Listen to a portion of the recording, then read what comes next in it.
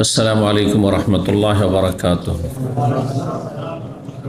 इन्नल हम्दुलिल्लाह नहमदुहु व नस्तईनुहु व नस्तगफिरुहु व नऊज़ु बिल्लाहि मिन शुरूरि अनफुसिना व मिन सय्यिआति अमालिना। मन यहदिहिल्लाहु फला मुदिल्ल लहु व मन युद्लिल फला हादिय लहु व अशहदु अन ला इलाहा इल्लल्लाहु वहदहु ला शरीका लहु व अशहदु अन्ना मुहम्मदन अब्दुहु व रसूलुहु सल्लल्लाहु तआला अलैहि व अला आलिहि व सहबिहि व सल्लम तस्लीमन कसीरा। अम्मा बाद फ़क़द क़ाल मुअल्लिफ़ु रहिमहुल्लाहु तआला फ़क़द क़ाल इमामुल बुख़ारी रहिमहुल्लाहु तआला हद्दसना अबुल यमान क़ाल अख़बरना शुआइबुन क़ाल हद्दसना अबू ज़िनाद अनिल आरज अन अबी हुरैरा रज़ियल्लाहु अन्हु अन्ना रसूलल्लाह सल्लल्लाहु अलैहि वसल्लम क़ाल अव्वलु ज़ुमरतिन तदख़ुलुल जन्नत अला सूरतिल क़मर लैलतल बद्र वल्लज़ीना अला इसरिहिम कअशद्दि कौकबिन इज़ाअतन क़ुलूबुहुम अला क़ल्बि रजुलिन वाहिद ला इख़्तिलाफ़ बैनहुम वला तबाग़ुद लिकुल्लि इम्रिइन मिनहुम ज़ौजतान कुल्लु वाहिदतिन मिनहुमा युरा मुख्खु साक़िहा मिन वराइल लहमि मिनल हुस्न युसब्बिहुनल्लाह बुक्रतन व अशिय्या ला यस्क़मून वला यम्तख़ितून वला यब्सुक़ून आनियतुहुमुज़ ज़हब वल फ़िद्दा व अमशातुहुमुज़ ज़हब व वक़ूदु मजामिरिहिमुल उलुव्व क़ाल अबुल यमान यानी अल ऊद वरशहुमुल मिस्क क़ाल मुजाहिदुन अल इब्कार अव्वलुल फ़ज्र वल आशी मैलुश शम्स इला अन उराहु तग़रुबु। सम्मानित भातृमंडলী, আল্লাহ রাব্বুল আলামিনের প্রশংসা এবং প্রিয় নবী সাল্লাল্লাহু আলাইহি সাল্লামের উপর সালাত ও সালামের পর আজ মঙ্গলবার 3রা মুহররম 1446 হিজরি মোতাবেক 9 জুলাই 2024 আমাদের ধারাবাহিক আলোচনা সহিহুল বুখারীর সৃষ্টির সূচনা পর্ব নম্বর 9। বিষয়বস্তু চলছে জান্নাতের বিবরণ এবং জান্নাত আল্লাহ রাব্বুল আলামিন সৃষ্টি করে রেখেছেন। কয়েকটি হাদিস কালকে আলোচনায় এসেছে। আজকে বাকি এই পর্বের বা এই অধ্যায়ের হাদিসগুলি জান্নাত সম্পর্কে। 3246 নম্বর হাদিস বর্ণনা করেছেন আবু হুরায়রা রাদিয়াল্লাহু তাআলা আনহু। তিনি বলছেন আন্না রাসূলুল্লাহ সাল্লাল্লাহু আলাইহি ওয়াসাল্লাম রাসূলুল্লাহ সাল্লাল্লাহু আলাইহি ওয়াসাল্লাম বলেছেন আউয়ালু যুমরাতিন তাদখুলুল জান্নাহ, সর্বপ্রথম যে দলটি জান্নাতে প্রবেশ করবে তারা দেখতে হবে আলা সূরাতিল কামারে লাইলাতুল বদরে, পূর্ণিমা রাতের চাঁদের মতো সুন্দর এবং উজ্জ্বল চেহারা বিশিষ্ট। ওয়াল্লাযিনা আলা ইসরিহিম, আর তাদের পরে দ্বিতীয় শ্রেণীর বা দ্বিতীয় পর্বে যারা জান্নাতে প্রবেশ করবে কাআশাদ্দে কওকাবিন ইযাআতান, তাদের রূপ চেহারা হবে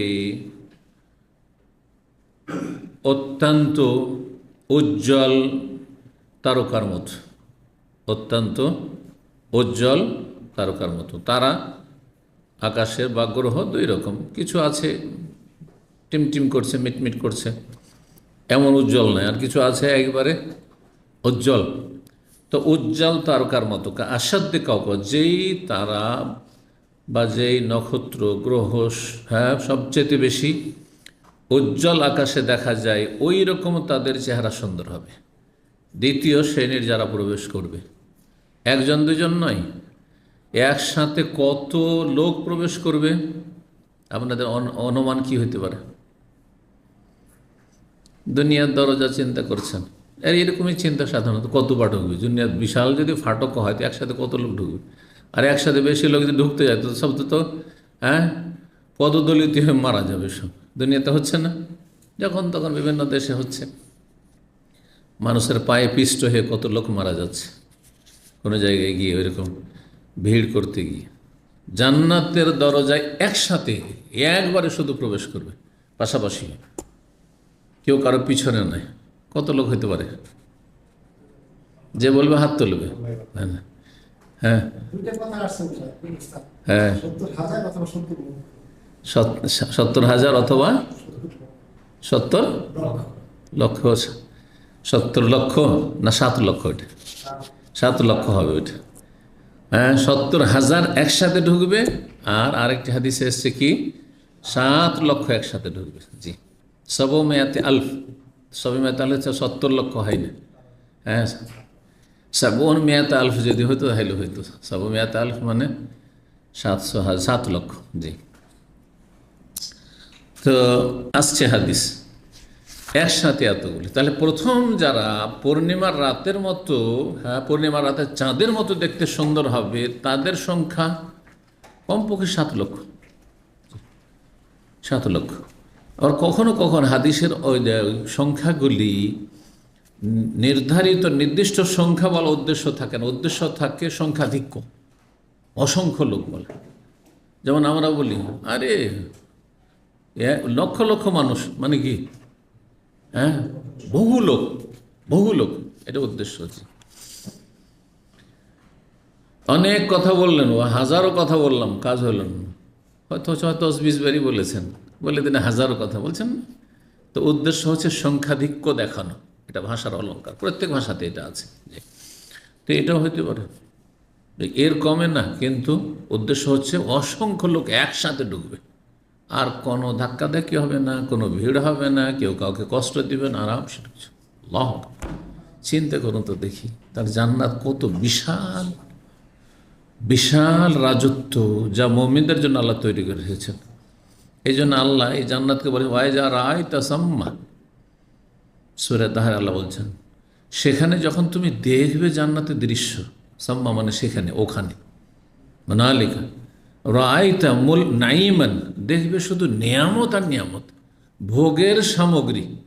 নাইম মানে কি, ভোগের সামগ্রী, যা মানুষের ভোগের বস্তু, যে কোনো শারীরিক হোক, মানসিক হোক, পারিবারিক হোক, হ্যাঁ, আর্থিক, সব দিক থেকে, খাওয়া দাওয়া হোক, চলাফেরা হোক। বা মুলকান কবিরা, এবং বিশাল রাজত্ব। একটা ক্ষুদ্র মানের, যারা দুনিয়াতে ক্ষুদ্র মানের, হ্যাঁ, জান্নাতি মানে সর্বনিম্ন জান্নাতি, তার রাজত্ব হচ্ছে মুলকান কবিরা, বিশাল রাজত্ব। এই জন্য সর্বশেষ যে জান্নাতে যাবে, তার হাদিস আসবে, সহিহ বুখারীতে রয়েছে, সর্বশেষ জান্নাতে জাহান্নামে জ্বলে জ্বলে জ্বলে জ্বলে কয়লা হয়ে গেছিল, তারপরে তাকে আবে হায়াত দিয়ে, হ্যাঁ, জীবনের পানি যেটাকে বলা হয়েছে আবে হায়াত, মাউল হায়াত দিয়ে তাকে, যেমন গজিয়া ওঠে, অঙ্কুর গজিয়ে ওঠে, ওরকম গজিয়া উঠলো, জ্বলে একবারে কী হয়ে গেছিলো, ছাই কাঠের মতো হয়ে গেছিল, হ্যাঁ, পোড়া কাঠের মতো হয়ে গেছিল, কয়লা হয়ে গেছিল। সেই কয়লার মতো মানুষ গজে উঠবে, আর তারপরে তাকে বললো কী চাও, কী চাও। আল্লাহ কোন রকম করে একটু, হ্যাঁ, একটু গড়িয়ে দেন ওই দিকে, একটু জান্নাতের দরজার দিকে। আল্লাহ বলছেন যে তুমি, তোমার জন্য এই জান্নাত রয়েছে, হ্যাঁ, কতটা, দুনিয়ার, পৃথিবীর 10 গুণ, ওয়াশারাত আমসালি, পৃথিবীর 10 গুণ। দুনিয়া থেকে সারা পৃথিবীর রাজা হয়েছে, কোনো রাজা হয়নি পৃথিবীর। যেই যুগে ওইরকম কোনো শক্তিশালী রাজা ছিল বা রাজত্ব ছিল না, সেই যুগেও যে বলা হচ্ছে মুসলিম বিশ্ব সবচেয়ে বড় বিশ্ব, এত বড় মুসলিম রাজত্ব কোনো আমলে হয়নি। সেটা হয়েছে আব্বাসীয় যুগে, ওমাইয়াদের যুগে, আব্বাসীয়দের যুগে। সেটা হয়েছে পূর্ব দিকে চীন পর্যন্ত, আর পশ্চিম দিকে পশ্চিম আফ্রিকা পর্যন্ত, পশ্চিম আফ্রিকা, তার মানে এই ইউরোপ পুরা যায়নি, ইউরোপের বর্ডার বন্ধ গেছে, আফ্রিকা শেষ করে, এশিয়া শেষ করে আফ্রিকা শেষ, কিন্তু ইউরোপের বর্ডার পর্যন্ত শেষ স্পেনে গিয়েছে, স্পেন যেটা আন্দোলস। আর আমেরিকার আর কানাডার, হ্যাঁ, যে আছে উত্তর বা দক্ষিণ আমেরিকার, তো নামগন্ধ পর্যন্ত ছিল না, কারণ আবিষ্কারই হয়নি যে আটলান্টিকের পরেও আবার কোন স্থল জগৎ আছে, কেউ জানতো না। যেটা তো মাত্র এই তো কয়েকশো বছর আগে জানা গেছে, আমেরিকা আবিষ্কার। জি, তো চিন্তা করুন তো, এটা সবচেয়ে বিশাল রাজত্ব। আর আজকাল যতই বড় দেশ বলেন, চায়না বা রাশিয়া বা আমেরিকা বা কানাডা, তারপরেও কত ভাগ, এই কতটুকু স্থল পৃথিবীতে, হ্যাঁ, পানির বেশি, জল বেশি, আর স্থল কম, তারপরেও তাতে কতগুলি দেশ পৃথিবীতে, তারপর বিশাল রাজত্ব বলছেন এগুলোকে। তো আল্লাহ আকবার, জান্নাতে গোটা পৃথিবীর 10 গুণ দেওয়া হবে সর্বনিম্ন। তাহলে যারা ওপর ক্লাসে, তাদের কত আল্লাহ দেবেন, চিন্তা করুন তো। এই জন্য দুনিয়া দুনিয়া দুনিয়া করিয়েন না, আখিরাতের চিন্তা করেন। কয়দিন বাঁচবেন? এখনই মরে গেলেই তো আখিরাত শুরু হয়ে গেল, হয় জান্নাতের নিয়ম, না হয় জাহান্নাম, সোজা কথা।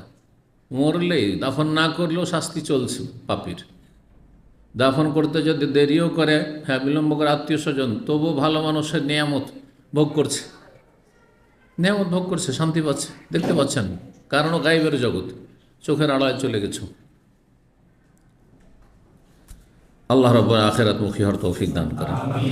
তো বলছিলাম প্রথম দলটি যে প্রবেশ করবে, হ্যাঁ তারা হবে এইরকম, আর দ্বিতীয় দলটি হবে এইরকম। মনে আছে তো? প্রথম দল পূর্ণিমা রাতের চাঁদের মতো উজ্জ্বল তাদের চেহারা, আর দ্বিতীয় দলটি হবে সবচাইতে উজ্জ্বল ফেরেশতা যে আকাশে দেখতে পান, আকাশে যে উজ্জ্বল তারকা দেখতে পান, সেই তারকার মতো। 3 নম্বর বিষয় বলছেন কুলুবুহুম আলা কালবি রাজুলিন ওয়াহিদ, তাদের অন্তরটা হবে একজন মানুষের অন্তর মতো, এক অন্তরের মানুষ বলেন না, এক মনের মানুষ।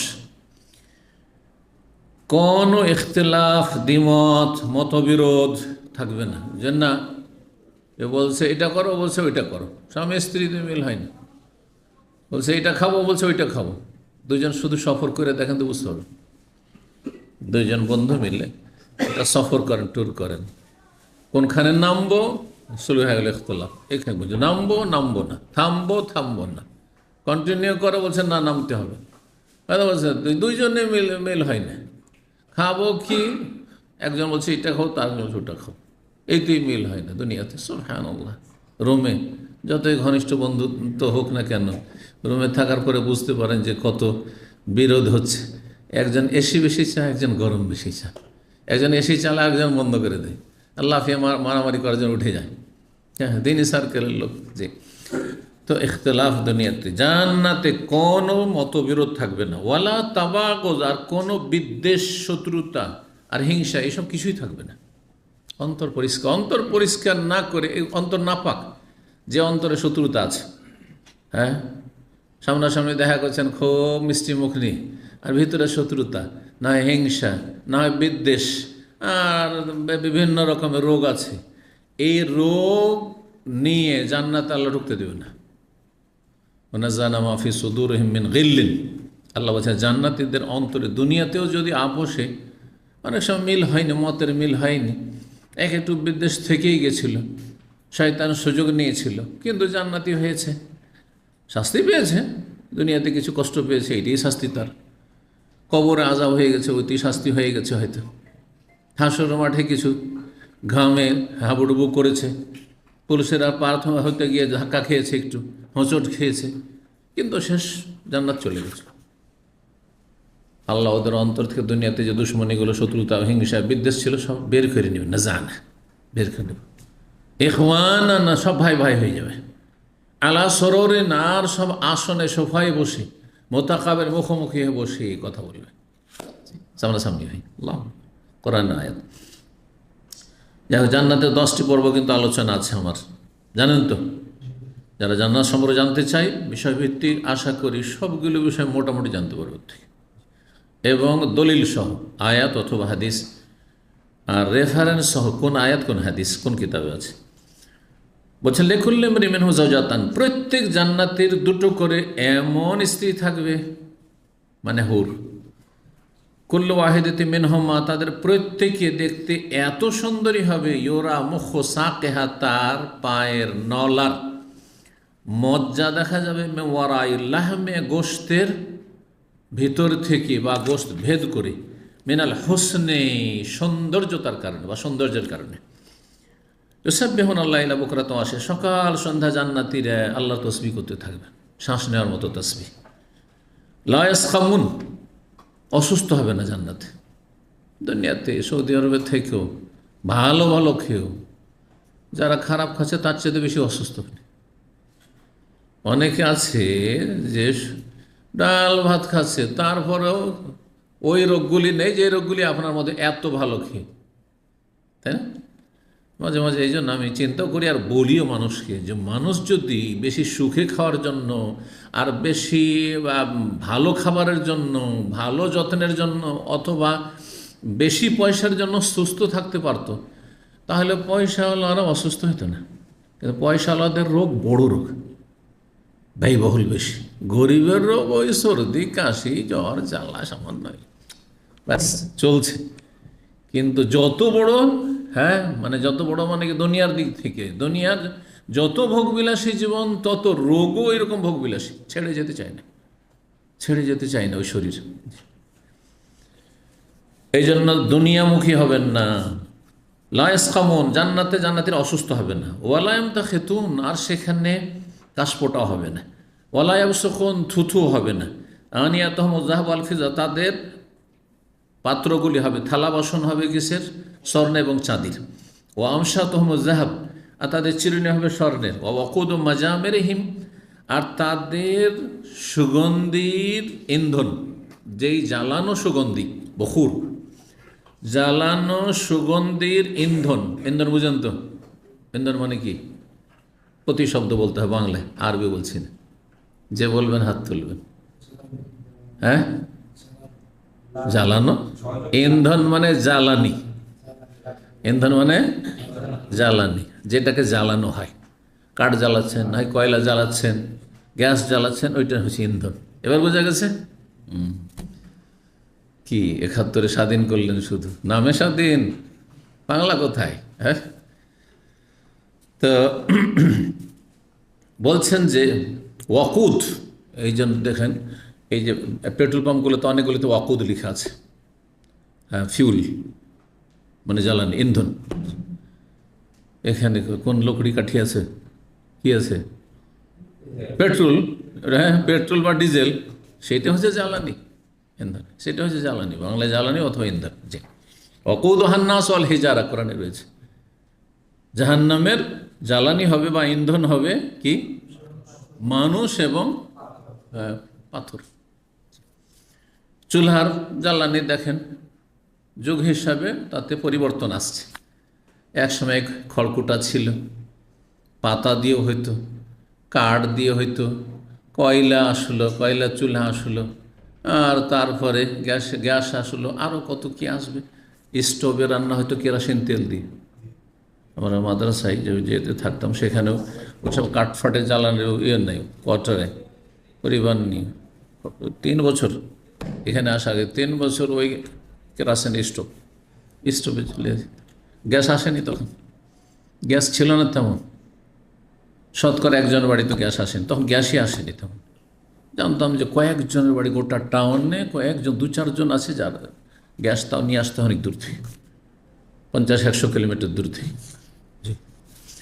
তো আল্লাহ রাব্বুল অনেক সুবিধা করেছেন, কিন্তু মানুষ দিন থেকে চলে। আল্লাহর নিয়ামতের শুকরিয়া আদায় করা উচিত। ওয়াকুদ ও মাজামে রহিম, এবং তাদের যে জ্বালানো সুগন্ধি, সেগুলি হবে কিসের?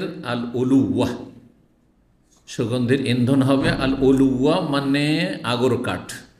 উলুয়ার শাব্দিক অর্থ কি? ইমাম আবুল ইয়ামান, আবুল ইয়ামান হচ্ছেন ইমাম বুখারীর ওস্তাদ, কিন্তু আবুল ইয়ামান তিনি, তার ইমাম বুখারী তার ওস্তাদ থেকে বর্ণনা করেছেন। আমার ওস্তাদ বলেছেন যে উলুয়া হচ্ছে আল উদ, উদ মানে লকড়ি, উদ মানে লকড়ি। আর এই উদ হচ্ছে যে সেন্টেড, হ্যাঁ উদ, সেন্টেড উদ মানে উদ হিন্দি যেটাকে বলা হয়, বা আগর কাঠ, যেটা গতকালকে বলেছি। ওয়ারা সোহমুল মিস্ক, এবং তাদের ঘামগুলি হবে মৃগনাভির মূল্যবান সুগন্ধির মতো সুগন্ধিময়। ইমাম মুজাহিদ বর্ণনা করছেন যে ওই যে হাদিস আসলো যে তারা জান্নাতীরা তসবিহ তাহলিল করবে বুকরাতা ও আশিয়া, সকাল এবং বিকাল। কোরআনে এই শব্দটি এসছে, বুকরাতা ও আসিলা এসছে, আর বিল আশিয়ে ওয়াল এবকার এসছে। তো বুকরা আর এবকার দুটোর অর্থ একই, আর আসিল আর আশি দুটোর অর্থ একই। বুকরাতা ওয়া আসিলা মানে সকাল বিকেল, সকাল বিকেল। এইরকমই বিল ওয়াসাব্বিহ বিল আশিয়ে ওয়াল এবকার, সকাল বিকেল তসবিহ করা। আশি, আশি থেকে আশা শব্দ, সন্ধ্যাবেলা যে খাবার খাওয়া হয়। আর সাধারণত আগের মানুষরা শুধু দিনে 2 বার খেত, 3 বার খেত না। আগের মানুষরা দিনে কয়বার খেত? শুধু 2 বার খেত, যার ফলে একটার নাম গাদা, যেটা সকালবেলা খাওয়া হতো, আর একটা হচ্ছে বৈকালবেলা খাওয়া হয়তো, আসর পর থেকে শুরু করে মাগরিবের আগে, না হয় মাগরিব পরে। মাগরিবের আগে খেলেও সেটার নাম আশা, আর মাগরিবের পরে খেলেও সেটার নাম আশা। আর সকালবেলা থেকে শুরু করে জোহর পর্যন্ত যে খাবারটা একবার হয়ে যেত, একবার শুধু সেটার নাম ছিল গাদা। তো গাদা আর আশা, আর একটা খানা বেড়েছে যখন 3বার করে খাওয়া শুরু করেছে মানুষরা। আজকালকার স্বাভাবিক খাবার হচ্ছে 3বার, তাই না? স্বাভাবিক, আর এর চাইতে অতিরিক্ত বলা যাবে না, আনলিমিটেড এখন যখন তখন। তো সকালবেলা আর একটা খাবার বাড়িয়ে দিয়েছে, ওটার নাম কি রেখেছে? ফতুর। ফতুর মানে ফাতার এফতর, ইফতার থেকে মানে সারা রাত না খেয়েছিলেন, ওইটাকে কি করলেন? ফাস্টিং করলেন, ভাঙলেন। এই বাসি পেটটাকে ভাঙলেন, ওই জন্য ওর নাম কি? ব্রেকফাস্ট। ব্রেক মানে কি? হ্যাঁ, ভাঙা। ফাস্ট, আর ফাস্ট মানে কি? বাসি। ফাস্ট মানে ফাস্টিং। ফাস্টিং মানে না খেয়েছিলেন, না খেয়ে থাকা। আর রোজাকে ফাস্টিং এই জন্য বলা হয় যে না খেয়ে থাকতে হয়, সেই জন্য। তো এটার নাম ফতুর। ফতুরটা বেড়েছে। নবী সাল্লাল্লাহু আলাইহি ওয়াসাল্লামের আমলে ফতুর নাম পাওয়া যায় না। গাদা আছে না, হ্যাঁ, আশা আছে। আর এইভাবে অনেক জায়গাতে আছে। এখনও ইউরোপের আসল খাবার কি? হ্যাঁ, লাঞ্চ। লাঞ্চ লাঞ্চ কখন খায় ওরা? আমাদের তো জোহর আসর মাঝখানে খাই না। ও 4টা থেকে নিয়ে 6টার মধ্যে ওই সন্ধ্যা, ওই সময়টা ওদের লাঞ্চ। রাত্রে একটু হালকা খেলো, সকালে ব্রেকফাস্ট, হ্যাঁ, একটা করলো। যাই হোক, ওটা কোনো শরীয়তে যেছে না, কিন্তু যেটা বলছি যে এক এক দেশে এক একটা অভ্যাস রয়েছে। কিন্তু এশিয়ার লোকেরা আমার মনে হয় বেশি খায়। এশিয়ার লোকেরা, আরব হোক আর আজম হোক, ইন্ডিয়া, বাংলাদেশ, পাকিস্তান, এদের খাওয়ার আজকাল কমপক্ষে 5বার, কমপক্ষে 5বার, তাই না? যার ফলে রোগ পিছু ছাড়ছে না। এগুলো হচ্ছে ধনীদের রোগ, সুগার আর প্রেশার। ভালো ভালো খায়, গোস্ত খাবে, লাল গোস্ত খাবে, হ্যাঁ, আর মিষ্টি জাতীয় খাবে, বেশি পরিমাণ খাবে। হ্যাঁ, আল্লাহ হেফাজত করুন। শরীরের যত্ন নেওয়াটাও একটা জ্ঞানী মানুষের পরিচয়। যা আসলে ফিরি খেয়ে ফেললাম, তাই না? এক দাওয়াতে খুব ভালো খাবার খেয়েছে, একজন দিনী ভাই আমাকে বলছে, অনেক দিন আগে, 15-20 বছর আগে, এখানে দাম বলছে, শেখ আর উঠতে পারছি না, উঠতে পারছি না। প্রথম ছাত্র ছিল, বলছে উঠতে পারছি না। বলছে এখন এইখানে বিছানা লাগবে, মজলিসের সোফা বসে বলছে এইখানে বিছানা লাগবে। তো এমন খাবার খেলে। আর একজন শেখ বলছে খাবার খুব ভালো, একজন শেখ মাদানি সাথে আছে, একসাথে খাওয়া দাওয়া, বলছে ভালো খাবার খেয়ে নি, কালকে সকালে নাস্তা করবো না। এই ফর্মুলা চলবে না, এই ফর্মুলায় শরীর সুস্থ থাকবে না। ভালো করে মনে রাখেন। যাই হোক, কি বলছিলাম? হ্যাঁ, রাস সহমল মিস্ক হয়ে গেছে এটা, না? এবকার আর আশি, এই দুটো বলছিলাম। কোত্থেকে? কোরআনে কারিমে যেহেতু শব্দটি এসছে, আর এই হাদিসে শব্দটি এসছে, তো ইমাম বখরি রাহিমাহুল্লাহর একটা ভালো অভ্যাস, যদি কোরআনে কোনো শব্দ থাকে আর ওইটা হাদিসে এসছে, তখন ওইটা তফসির করা শুরু করেন, মুশকিল শব্দ হলে। আশি আর এবকার ব্যাখ্যার প্রয়োজন রয়েছে। অনেকে মনে করে আশি মানে হয়তো মাগরিব পর থেকে আশি শুরু হয়। হ্যাঁ, কারণ আজকাল আশা বলা হচ্ছে রাতের খাবারকে। মাগরিবের আগে সাধারণত কেউ খায় না, কিন্তু এইটা আজকে থেকে 50 বছর পেছনে চলে যান না, ওই সন্ধ্যাবেলার খাবার অনেক সময় মাগরিবের আগে হয়। কিন্তু আমার বেনারস জামে সালেফে পড়েছি, মূল খাবার 2বার হতো। একটা খাবার একবার জোহর আজানের সাথে সাথে দিয়ে দিত, জোহরের আগেও, হ্যাঁ, জোহরের আগে দিয়ে দিত, 11টার সময় দিয়ে দিত। কেউ জোহরের আগে খেয়ে দিয়ে জোহর পড়তো। আর আমরা হয়তো মসজিদ হয়ে গেছে, এসে দেখি সব খাবার দাবার নিয়ে এনেছে, প্রত্যেকের মেলা আলাদা খাবার দিয়ে চলে যেত। সিস্টেমটা ভালো ছিল। আর একটা খাবার দিয়েছে মাগরিবের আধা ঘন্টা আগে দিয়ে চলে গেছে। কেউ মাগরিবের আগে খেয়ে সাফ করে দিয়েছে নিজের ভাগ। আর যে মাগরিব পড়ে আসছে, মাগরিব পড়ে এসে দেখছে যে খাবার আমার রাখা আছে শুধু। এটা হচ্ছে আশা। বোঝা গেছে না? আশা আর গাদা। তো আশা, আর এখান থেকে এশা সময়টাকে আজকাল যেহেতু সাধারণত বা অনেকেই মাগরিব পরেই খায়, আর মাগরিব কিছু মাগরিবটাও কিন্তু এশায় উলা বলা হয়, হাদিসে এসছে। কারণ মনে আছে এই হাদিস? এশা 2টি, এশায় উলা মানে মাগরিব, আর এশায় আখেরা, যে হাদিসে রয়েছে, মানে আসল এশা। তো আশা যখন বলবেন আইনে ফাতা দিয়ে, তার মানে রাতের খাবার বা সন্ধ্যাবেলার খাবার। আর এশা যখন বলবেন তখন এশার ওক্ত। এবকার আর বকরা মানে সকাল, এটা শুদ্ধ আরবি। কিন্তু আজকালকার আরবি মাতৃভাষা দিয়ে আপনার কোরআন হাদিস বুঝলে হবে না, তো কী থেকে বুঝবেন। আজকালকার বকরা মানে কি বলছেন আপনাদেরকে আরবরা? তাল বুকরা। হ্যাঁ, আনাফি সুব বুকরা মানে কি? টুমরো, আগামীকাল। বুকরা মানে টুমরো নয়, গাদান মানে টুমর, সদ্য আরবি। আমস মানে গতকাল, আর গাদান মানে আগামীকাল। বোঝা গেছে? আরবি বুঝতে হবে শুদ্ধ শুদ্ধ আরবি দিয়ে, বা কোরআন হাদিস বুঝতে হবে শুদ্ধ ভাষা দিয়ে। তো এই ছিল, তাই বলছেন যে এবকার কি জিনিস। প্রখ্যাত ইমাম মুজাহিদ বলছেন তাবি রাহিমাহুল্লাহ, আউয়ালুল ফজর, এবকার একবারে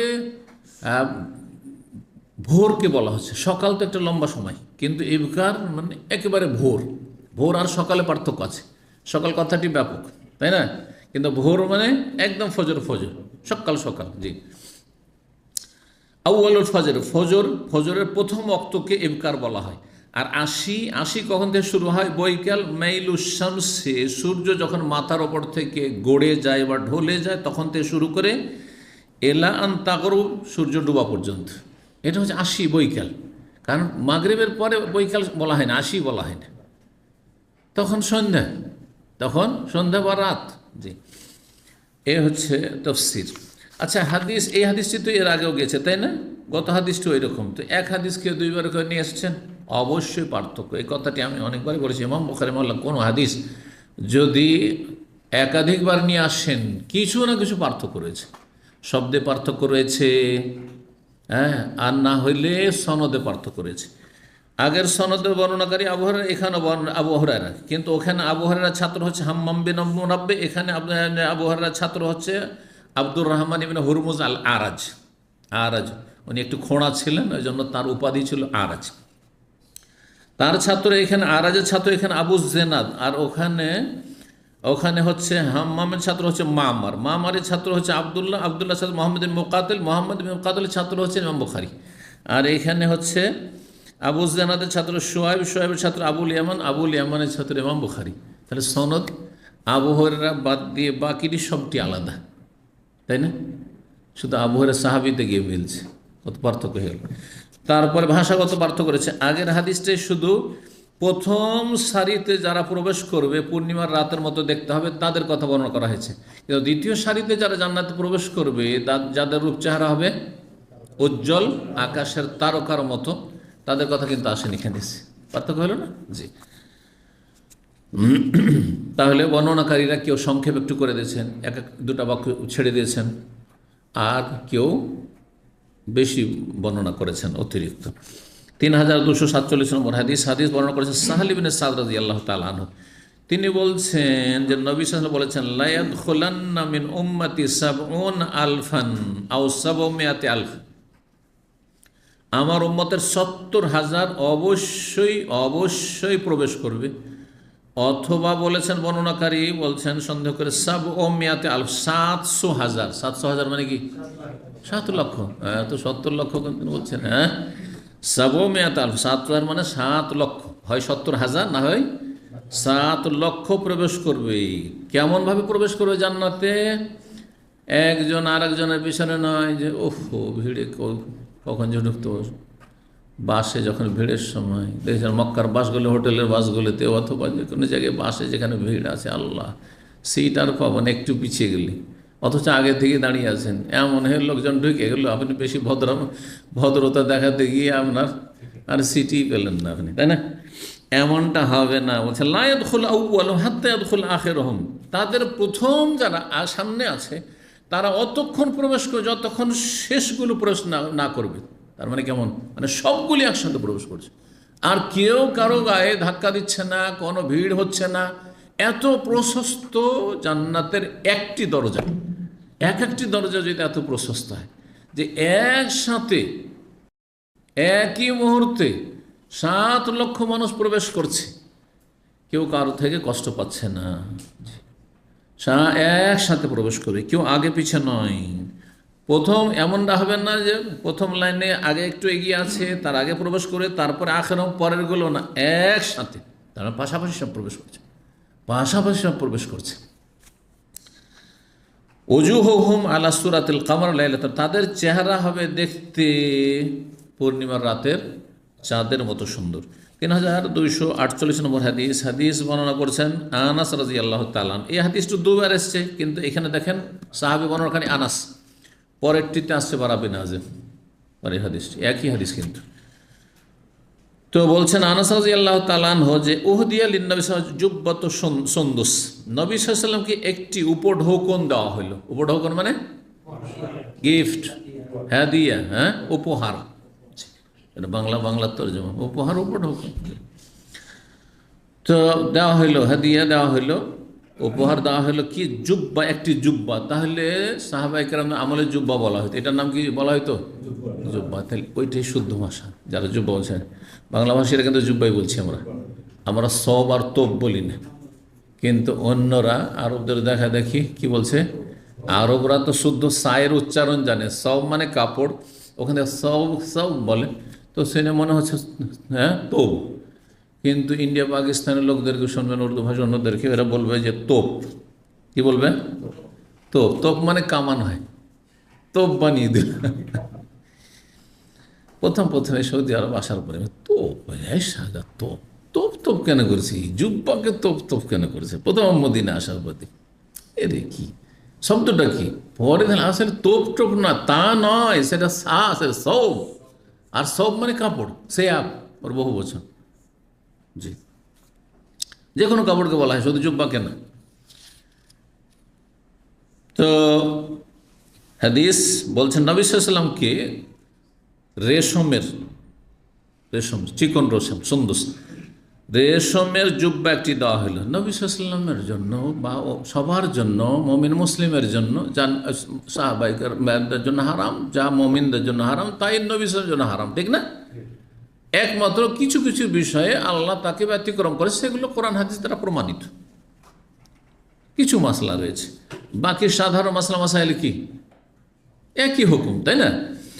তো নবী সাল্লাল্লাহু আলাইহি সাল্লামকে রেশমের কাপড়ে জুব্বা, ওয়াকানায়ান হায়, তাই সাহাবী বলছেন আনাস যে অথচ নবী সাল্লাল্লাহু আলাইহি সাল্লাম রেশম ব্যবহার করতে নিষেধ করতেন।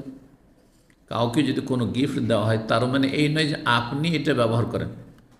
এখন ধরেন আপনাকে আপনার বন্ধু একটা মালা দিল, স্বর্ণের মালা, তার মানে এই নয় যে আপনি পরেন মূর্খদের মতো। পুরুষদের জন্য হারাম, জান্নাতে যাবে না, ওই হাদিসের অর্থ। অথবা জান্নাতে গেলেও জান্নাতের স্বর্ণের নিয়ামত থেকে বঞ্চিত থাকবে। কোনো ব্যক্তি যে আমল দিয়েও জান্নাতে যায় আর কোনো হারাম পোশাক পরে, হারাম জিনিস ব্যবহার করে, তাহলে সেটা থেকে বঞ্চিত থাকবে। যে দুনিয়াতে মদ খেয়েছে, জান্নাতের মদ পাবে না। যে দুনিয়াতে স্বর্ণ চাঁদির থালা বাটিতে গ্লাসে পানাহার করেছে, তারা স্বর্ণের নিয়ামত থেকে বঞ্চিত থাকবে। যারা স্বর্ণের চেন ব্যবহার করেছে, তারা স্বর্ণের নিয়ামত থেকে জান্নাতে গেলেও বঞ্চিত থাকবে। হাদিস মাল্লাবিসাল হালি রাফিদ দুনিয়া, দুনিয়াতে কেউ যদি রেশম ব্যবহার করে পুরুষ মানুষ, লামিয়াল ওয়াসাফিল আখেরা, আখেরাতে জান্নাতে গেলেও আল্লাহর বসে রেশমের কাপড় দিবেন না, রেশমের কাপড় দিবেন না, যা তো সুতি কাপড় পর, টেট্রন পলিস্টার পর। বুঝা গেছে? তো নবী সাল্লাল্লাহু আলাইহি ওয়াসাল্লাম নিষেধ করছেন, অথচ গিফট দেওয়া হচ্ছে। জায়েজ না জায়েজ নয়, তাহলে বোঝা গেল যে নিষিদ্ধ যদি আপনার জন্য নিষিদ্ধ থাকে, কিন্তু সবার জন্য নিষিদ্ধ নয়। মদ নিষিদ্ধ, পুরুষ নারী সবার জন্য, মুসলিম, তাই না? এমনকি কাফেরের জন্য নিষিদ্ধ না, কাফেরের জন্য মদ হালাল না, তার জন্য নিষিদ্ধ। কিন্তু তাকে মদ খাচ্ছে আর কাফের, সে শিরিক করছে, আগে তাকে কলমা পড়তে বলবো, সেটা ভিন্ন বিষয়, কিন্তু তার জন্য হারাম। এই নয় যে কাফের জন্য জেনা ব্যভিচার হারাম হালাল, এটা নয়, মোটেই না। তার জন্য হারাম, যেমন আমার জন্য আপনার জন্য হারাম। বুঝতে পারছেন না? এই জন্য মদ কাউকে যদি গিফট দেয় চলবে না, চলবে না। কিন্তু রেশমের কাপড়, স্বর্ণ চাঁদি, আপনাকে কেউ একটা স্বর্ণের মালা দিচ্ছে, একটা বালা দিচ্ছে স্বর্ণের অথবা রূপার বালা দিচ্ছে, জায়েজ। আমাদের দেশে কিন্তু এই নাজায়েজ কাজটা করে, ভালো ভালো নামাজি পরিবারে করে, নামাজি পরিবারে, সহি আকীদার বংশধর, কিন্তু মাসলা জানে না, মনে করে ছোট বাচ্চাদের হুকুম আলাদা। ছোট ছোট কচি বাচ্চাদের আগে কি করা হয়তো, রূপার বালা দেওয়া হয়তো। এখানে দেখেছেন, জানা আছে, আগের বয়স্ক লোকেরা কিন্তু দেখেছেন রূপার বালা, জানি না এখন এগুলো ইউজ হচ্ছে কিনা, কিন্তু আমরা যখন ছোটকালে ছিলাম অহরহ এটা ব্যবহার হতো, ছেলে হোক আর মেয়ে হোক। যখন 4 মাস 6 মাস 8 মাসের হয়েছে বা বছর হয়েছে 2 বছরে, তখন বিভিন্ন হাদিয়ার মধ্যে একটা কি আসবে, এটা ওর নানি দিয়েছে, কি ছেলেটাকে একটা রূপার বালা দিয়েছে, চাঁদির বালা দিয়েছে। না, হারাম, ছোট হইলেও হারাম, বড় হইলেও হারাম। কিন্তু আপনাকে দিচ্ছে একটা স্বর্ণের বা চাঁদের জিনিস, সেটা নিয়ে আপনার স্ত্রীকে দিয়ে দিতে পারেন, স্ত্রী পড়ুক সেটা, হ্যাঁ, আপনার মেয়েদেরকে দিয়ে দিতে পারেন, আপনার বোনদেরকে দিয়ে দিতে পারেন, কোনো অসুবিধা নেই। জি। তো নবী সাল্লাল্লাহু আলাইহি ওয়াসাল্লাম নিষেধ করতে রেশম ব্যবহার করতে, কিন্তু নবী সাল্লাল্লাহু আলাইহি ওয়াসাল্লামকে হাদিয়া দেওয়া হলো। যে হাদিয়া দিছে সে হয়তো মশলা জানে না, অথবা জানলেও দেওয়া যায় যে নবী সাল্লাল্লাহু আলাইহি ওয়াসাল্লামকে দিছে। সরাসরি দেখেন, অনেক সময় বড় মানুষকে বলতে পারবেন যে এটা হ্যাঁ আপনার পরিবারের জন্য দিলাম, আপনার ওয়াইফের জন্য। ওনাকে দিলেন, উনি কি ওনার ওয়াইফকে পড়াবে, কাকে পড়াবে বুঝবেন। বোঝা গেছে কি না? আপনি এসে একজনকে শাড়ি দিচ্ছেন, বলছেন আপনার ওয়াইফকে দিচ্ছি। অনেক সময় এটা বলার সাহস নেই, বলতে পারবেন মালিককে, বসকে, হ্যাঁ কিন্তু স্যার এটা আপনার জন্য গিফট। ঠিক আছে, ওর ওয়াইফকে পড়াবে না, ও শাড়ি পরবে কালকে থেকে না, মোটেই চাইছে না পুরুষের জন্য শাড়ি পরা। তো ওই রকম ফাজেবার না সোমেনহা, সেই রেশমের কাপড়টি এত সুন্দর চমৎকার, সেটি দেখে মানুষরা সব অবাক হচ্ছে। এত সুন্দর, এত নরম সফট কাপড় সেই যুগে 1400 বছর আগে। ফাকালা নবী সাল্লাল্লাহু বলছেন, তোমরা আশ্চর্য হচ্ছ এই কাপড় দেখে, দুনিয়ার কাপড় দেখে। ওয়াল্লাযী নাফসু মুহাম্মাদিন বিয়াদি, সে আল্লাহর কসম করেছে যার হাতে মুহাম্মদ সাল্লাল্লাহু আলাইহি ওয়াসাল্লাম প্রাণ রয়েছে। লামানাদিলু সাদ বিন মুআযিন ফিল জান্নাহ, জান্নাতে সাদ বিন মুআযের যে রুমাল রয়েছে সেটি লা আহসানু মিন, এর চাইতে অনেক অনেক সুন্দর। তার কিছুদিন আগে সাদ বিন মুআয রাদিয়াল্লাহু তাআলা খন্দকের যুদ্ধে আহত হয়ে মসজিদ নববীতে তাকে থাকার জায়গা দেওয়া হয়েছিল, যাতে লোকেরা সব পরিচর্যা করতে পারে, দেখাশোনা করতে পারে। আর তারপরে রক্তক্ষরণ শুরু হলো, আর তিনি শহীদ হয়ে গেলে মারা গেলেন অসুস্থ অবস্থায় কয়েকদিন থেকে। তারপরে পরের ঘটনা। তাহলে এই জন্য বললেন যে মুআয বিন জাবাল কত আল্লাহর কাছে মর্যাদা পেয়েছে, এই যে কয়দিন আগে ইন্তেকাল হইল, তার রুমাল জানো জান্নাতের, এটা কি রেশম, এর চাইতে অনেক অনেক সুন্দর। 3249 নম্বর হাদিস বর্ণনা করেছেন বারা বিন আযিব। তাহলে হাদিস ওইটি কিন্তু বারা বিন আযিব বর্ণনাকারী, ওখানে আনাস। উতিয়া রাসূলুল্লাহ সাল্লাল্লাহু আলাইহি ওয়াসাল্লাম বিসাওবিন মিন হারির, রাসূলুল্লাহ সাল্লাল্লাহু আলাইহি ওয়াসাল্লামের কাছে একটি রেশমের কাপড় নিয়ে আসা হলো। ওখানে জুব্বার কথা, এখানে সওব। সওব আসলে কাপড়, কাপড়টা কিসের ছিল, মানে জুব্বাই ছিল। একটি হাদিস আর হাদিস ব্যাখ্যা, ফাজালু ইয়াজাবুনা মিন হুসনি ওয়ালিনিহি, লোকেরা সব একটু নাড়াচাড়া করতে লাগলো। ওইরকম দামি কাপড় দেখলে মানুষ কি করে, হ্যাঁ আশ্চর্য হতে, দেখি কত সুন্দর কাপড়টি, নাড়াচাড়া করে দেখতে লাগলো এবং সব আশ্চর্য হতে লাগলো তার সৌন্দর্য এবং নম্রতা দেখে, কমলতা দেখে। কোমল আর কমল, এ দুটোর পার্থক্য কে বলতে পারে? হাত তুলবেন। হ্যাঁ,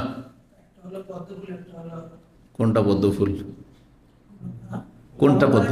হ্যাঁ আচ্ছা, মাশাআল্লাহ। হ্যাঁ, আর কোমল, হ্যাঁ জি, দুর্বা কোমল, মানে দুর্বাঘাস তো বুঝেন? জি, একটা কবিতার একটা অংশ, কিন্তু ওই ছোটকালে প্রাইমারি মুখস্থ। তো ফাকালা রাসূলুল্লাহ সাল্লাল্লাহু আলাইহি ওয়াসাল্লাম বলছেন, লামানাদিলু সাদ বিন মুআয ফিল জান্নাত আফদালু মিন হাযা, সাদ বিন মুআযের যে রুমালগুলি রয়েছে, মিন্দিল এক বচন আর মানাদিল হচ্ছে বহু বচন। আজকাল মিন্দিল বলছেন টিস্যুকে, কিন্তু কারণ কাপড়ের রুমাল আপনারা তালাক দিয়ে দিচ্ছেন। আমি তালাক দিইনি, কিন্তু আছে আমার পকেটে, কারণ এর বিকল্প কিছু নেই। এই টিস্যুতে গর্দা আছে, যত নাকের কাছে নিয়ে আসবেন তত বেশি আপনার অ্যালার্জি বাড়াবে, সুরসুটি বাড়াবে, আর আপনার হাসি পড়া শুরু হবে, আর সর্দি বাড়াবে, হ্যাঁ অসুস্থ করে দেবে। কিন্তু এতে কোনো ক্ষতি নেই, মাশাআল্লাহ। এটা আমার পরম্পরা চলে আসে, পরম্পরা বুঝেন তো, বাপদাদা থেকে চলে আসে শিক্ষা, এটা ছাত্র জীবন থেকে, ছোটোকাল থেকে, এটা পকেটে থাকবে এটা। তো আফদাল মিন হাজা, ওখানে রয়েছে আহসান মিন হাজা। তাহলে কিছু কিছু শব্দের পার্থক্য রয়েছে, আর বর্ণনাকারীর পার্থক্য রয়েছে। বর্ণনাকারী শুধু না, বরং পুরো সনদের পার্থক্য রয়েছে। সনদে আগের সনদের পুরো নাম আলাদা, এখানে সনদ আলাদা, একদম এইভাবে পার্থক্য রয়েছে। এই জন্য ইমাম বুখারী হাদিস মোকাররার, মানে রিপিট কেন নিয়ে এসছেন বলে বিদাতি মযহাবীরা একটু খাটো করার চেষ্টা করে ইমাম বুখারী রাহিমাহুল্লাহকে। না, ইমাম বুখারী রাহিমাহুল্লাহ যে ফায়দাগুলি এখানে শেখাতে চেয়েছেন, ততদূর তাদের জ্ঞানের পরিধি পৌঁছে না এই অজ্ঞদের। কারণ এরা হাদিস চর্চা করে না, হাদিস পড়ে তাবাররুকান, 1 বছরের দাওরায় হাদিস। দাওরা মানে একটা চক্কর দেওয়া, দাওয়ার মানে চক্কর। এরা হাদিসে চক্কর দেয়, হাদিস থেকে কিছু এলেম হাসিল করে না। মযহাবীদের মাদ্রাসায় ভারত, বাংলাদেশ, পাকিস্তানে কোনো হাদিসের এলেম হাসিল হয় না, যার ফলে হাদিস বিরোধী আমল করতে থাকে, আর জাতিকে আমল করাইতে থাকে, আর গোমরা করতে থাকে। ব্যাপারটা হচ্ছে আসলে এই রহস্য, বুঝেই না, উপলব্ধি করেন না ইমাম বুখারী রাহিমাহুল্লাহর হাদিসের যে বিন্যাস, এবং এই হাদিসগুলি কি কেন নিয়ে এসছেন, কোনটি, আর কি তাতে ফায়দাগুলি রয়েছে। আল্লাহ রব্বুল হাদিসের জ্ঞান যাদের দিয়েছেন তাদের আল্লাহ শুকরিয়া আদায় করা উচিত, আলহামদুলিল্লাহ। আর সেটা একমাত্র আহলুল হাদিসদের, সালাফিদের আল্লাহ জ্ঞান দিয়েছেন। আহলুল হাদিস এই জন্য যে তারা কোরআন এবং হাদিসের খাদেমও, আমলকারীও, আল্লাহ এবং রসুলের কথাকে সবসময় সমস্ত কথার উপর, সবার কথার উপর বলবৎ রাখে আর প্রাধান্য দিয়ে থাকে। হাদিস নম্বর 3250, ইমাম বুখারী রাহিমাহুল্লাহ হাদিস বর্ণনা করছেন তার উস্তাদ আলী বিন আবদুল্লাহ থেকে, তিনি সুফিয়ান বিন আইনা থেকে বা সুফিয়ান সৌরি থেকে, তারপরে তিনি তার উস্তাদ আবু হাজেম তাবির উস্তাদ হচ্ছেন সাহেল বিন সাদ আস-সাঈদী আনসারী রাদিয়াল্লাহু তাআলা আনহু। তিনি বলছেন কালা রাসূলুল্লাহ সাল্লাল্লাহু আলাইহি ওয়াসাল্লাম, রাসূলুল্লাহ সাল্লাল্লাহু আলাইহি ওয়াসাল্লাম বলেছেন মাউদিউ সাওতিন মিন ফিল জান্নাতি খায়রুম মিনাদ দুনিয়া মা ফিহা। জান্নাতের একটি চাবুক সমান জায়গা, একটা চাবুক, একটা ছড়ি কত, এক হাত, সোয়া হাত, জান্নাতের একটি চাবুক সমান জায়গা, দুনিয়ার একটা যে চাবুক রয়েছে এই চাবুক সমান জান্নাতের জায়গা এত মূল্যবান, এত উৎকৃষ্ট, খায়রুম মিনাদ দুনিয়া মা ফিহা, সারা পৃথিবী এবং সারা পৃথিবীতে যা কিছু রয়েছে, ধন সম্পদ, ভোগবিলাসের সামগ্রী, প্রত্যেকের ঘরে কত ধন সম্পদ রয়েছে, আর ব্যাংকে কত ধন সম্পদ রয়েছে, আর জমিনের তলায় খনিজ সম্পদ কত রয়েছে, বিভিন্ন রকমের যে ধন সম্পদ পৃথিবীতে হতে পারে, দুনিয়া এবং দুনিয়ায় যা কিছু রয়েছে, রাজত্ব রয়েছে, সব কিছুর চাইতে উৎকৃষ্ট হচ্ছে জান্নাতের একটি চাবুক সমান জায়গা, মানে এক হাত সোয়া হাত জায়গা। আল্লাহু আকবার। এ হচ্ছে জান্নাত, অত্যন্ত মূল্যবান আল্লাহ রাব্বুল আলামিনের নিয়ামত। 3251 নম্বর হাদিস বর্ণনা করছেন কাতাদা তাবেঈ আনাস রাদিয়াল্লাহু তাআলা আনহু থেকে, বলছেন হাদাসানা আনাস বিন মালিক রাদিয়াল্লাহু আনহু, আনাস মালিক রাদিয়াল্লাহু আনহু আমাদেরকে হাদিস বয়ান করেছেন নবী সাল্লাল্লাহু আলাইহি ওয়াসাল্লাম থেকে। তিনি বর্ণনা করছেন, নবী সাল্লাল্লাহু আলাইহি ওয়াসাল্লাম বলেন ইন্না ফিল জান্নাতি লা শাজারা, নিশ্চয় জান্নাতে এমন একটি গাছ রয়েছে, বিশাল গাছ, বিশাল বৃক্ষ, ইয়াসিরুর রাকিউ ফি যিল্লিহা মিআতা আমিন লা ইয়াকতাউহা। একজন সওয়ার ব্যক্তি, বাহনে আরোহণকারী ব্যক্তি, তার বাহনের পিঠে চেপে, 1400 বছর আগে যে বাহন ছিল, কি বাহন ছিল? ওট, সাধারণ বাহন এটি মরুভূমিতে। আর আরেকটি হাদিসে রয়েছে যে দ্রুতগামী বাহন, আর দ্রুতগামী বাহন তখনকার ছিল ঘোড়া, আর ঘোড়া স্পিড হচ্ছে কাছাকাছি একটি কারের মতো।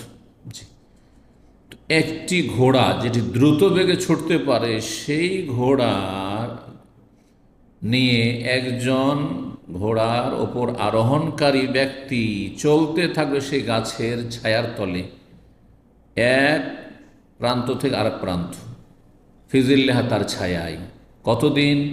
মেয়াতাম, 100 বছর, 100 বছর, 100 বছর পার হয়ে চলে যাবে, দুনিয়ার 100 বছর, লা ইয়াক্তাহা, কিন্তু সেই গাছের এপার থেকে ওপার অতিক্রম করতে পারবে না। এত বিশাল গাছ একটি হবে। তো এইরকম বহু গাছ বিশিষ্ট হচ্ছে জান্নাত। জান্নাত মানে বাগান। তো জান্নাতকে জান্নাত এই জন্য বলা হয় যে সেখানে বহু রকমের, অসংখ্য রকমের গাছপালা রয়েছে, অসাধারণ গাছপালা রয়েছে। 3252 নম্বর হাদিস বর্ণনা করেছেন আবু হুরায়রা রাদিয়াল্লাহু তাআলা আনহু। তিনি বলছেন, নবী সাল্লাল্লাহু আলাইহি ওয়াসাল্লাম বর্ণনা করি, আগের হাদিসটি কিছুটা শব্দের, বাক্যের পার্থক্য রয়েছে, আর সনদের পার্থক্য রয়েছে পুরোটাই। আগের হাদিসের সনদে আনাস রাদিয়াল্লাহু তাআলা আনহু সাহাবী বর্ণনাকারী, তার ছাত্র কাতাদা, তার ছাত্র সাঈদ, তার ছাত্র হচ্ছে ইয়াজিদ বিন জুরাই, তার ছাত্র রাওহী বিন আব্দুল মোমেন হচ্ছেন ইমাম বুখারী রাহিমাহুল্লাহ উস্তাদ। এখানে আবু হুরায়রা রাদিয়াল্লাহু তাআলা ছাত্র হচ্ছে আব্দুর রহমান ইবনে আবি আমরা, তার ছাত্র হেলাল বিন আলী, তার ছাত্র হচ্ছে ফুলাই ইবনে সুলাইমান, তার ছাত্র মুহাম্মদ ইবনে সিনান, ইমাম বুখারী রাহিমাহুল্লাহ উস্তাদ।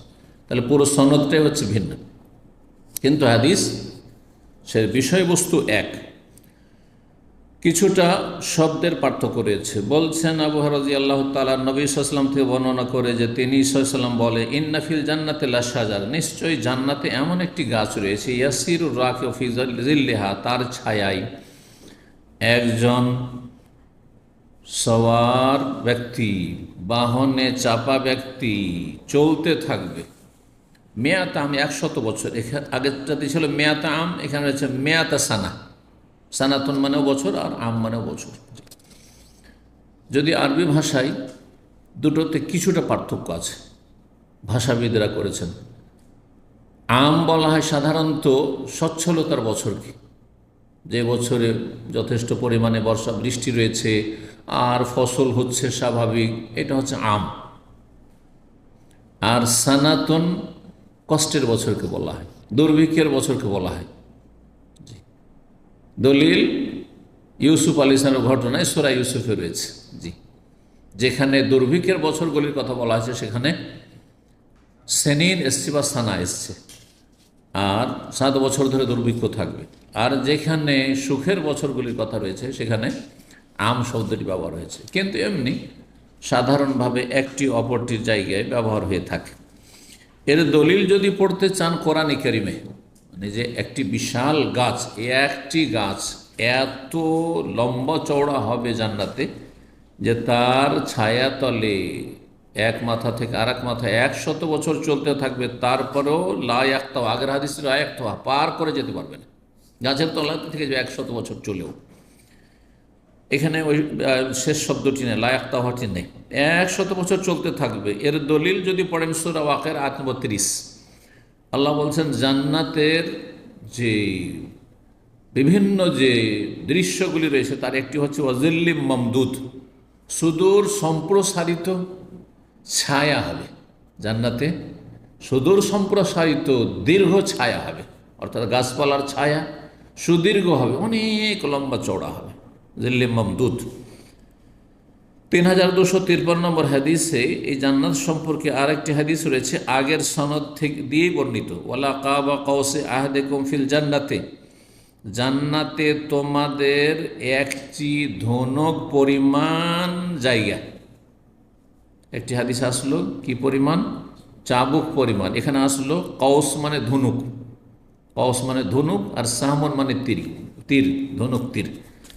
তো কওস আর কাব মানে হচ্ছে পরিমাণ, মেকদার। তো জান্নাতে তোমাদের যে আল্লাহ রাব্বুল আলামিন বিশাল রাজত্ব দেবেন এবং আল্লাহ রাব্বুল আলামিন যে নিয়ামত দেবেন, তার এত মূল্য এবং এত মূল্যবান জান্নাতের নিয়ামত যে সেখানকার একটি ধনুক পরিমাণ জায়গা খায়রুম মিম্মা তালাত আলাইহিশ শামসু আও তাগরুব, ওই সমস্ত সৃষ্টির চাইতে উৎকৃষ্ট, উত্তম, যেসব সৃষ্টির ওপর সূর্য উদিত হয় অথবা সূর্য অস্তমিত হয়। সূর্য উদয় হয় আর সূর্য অস্ত হয় কোথায়? পৃথিবীতে।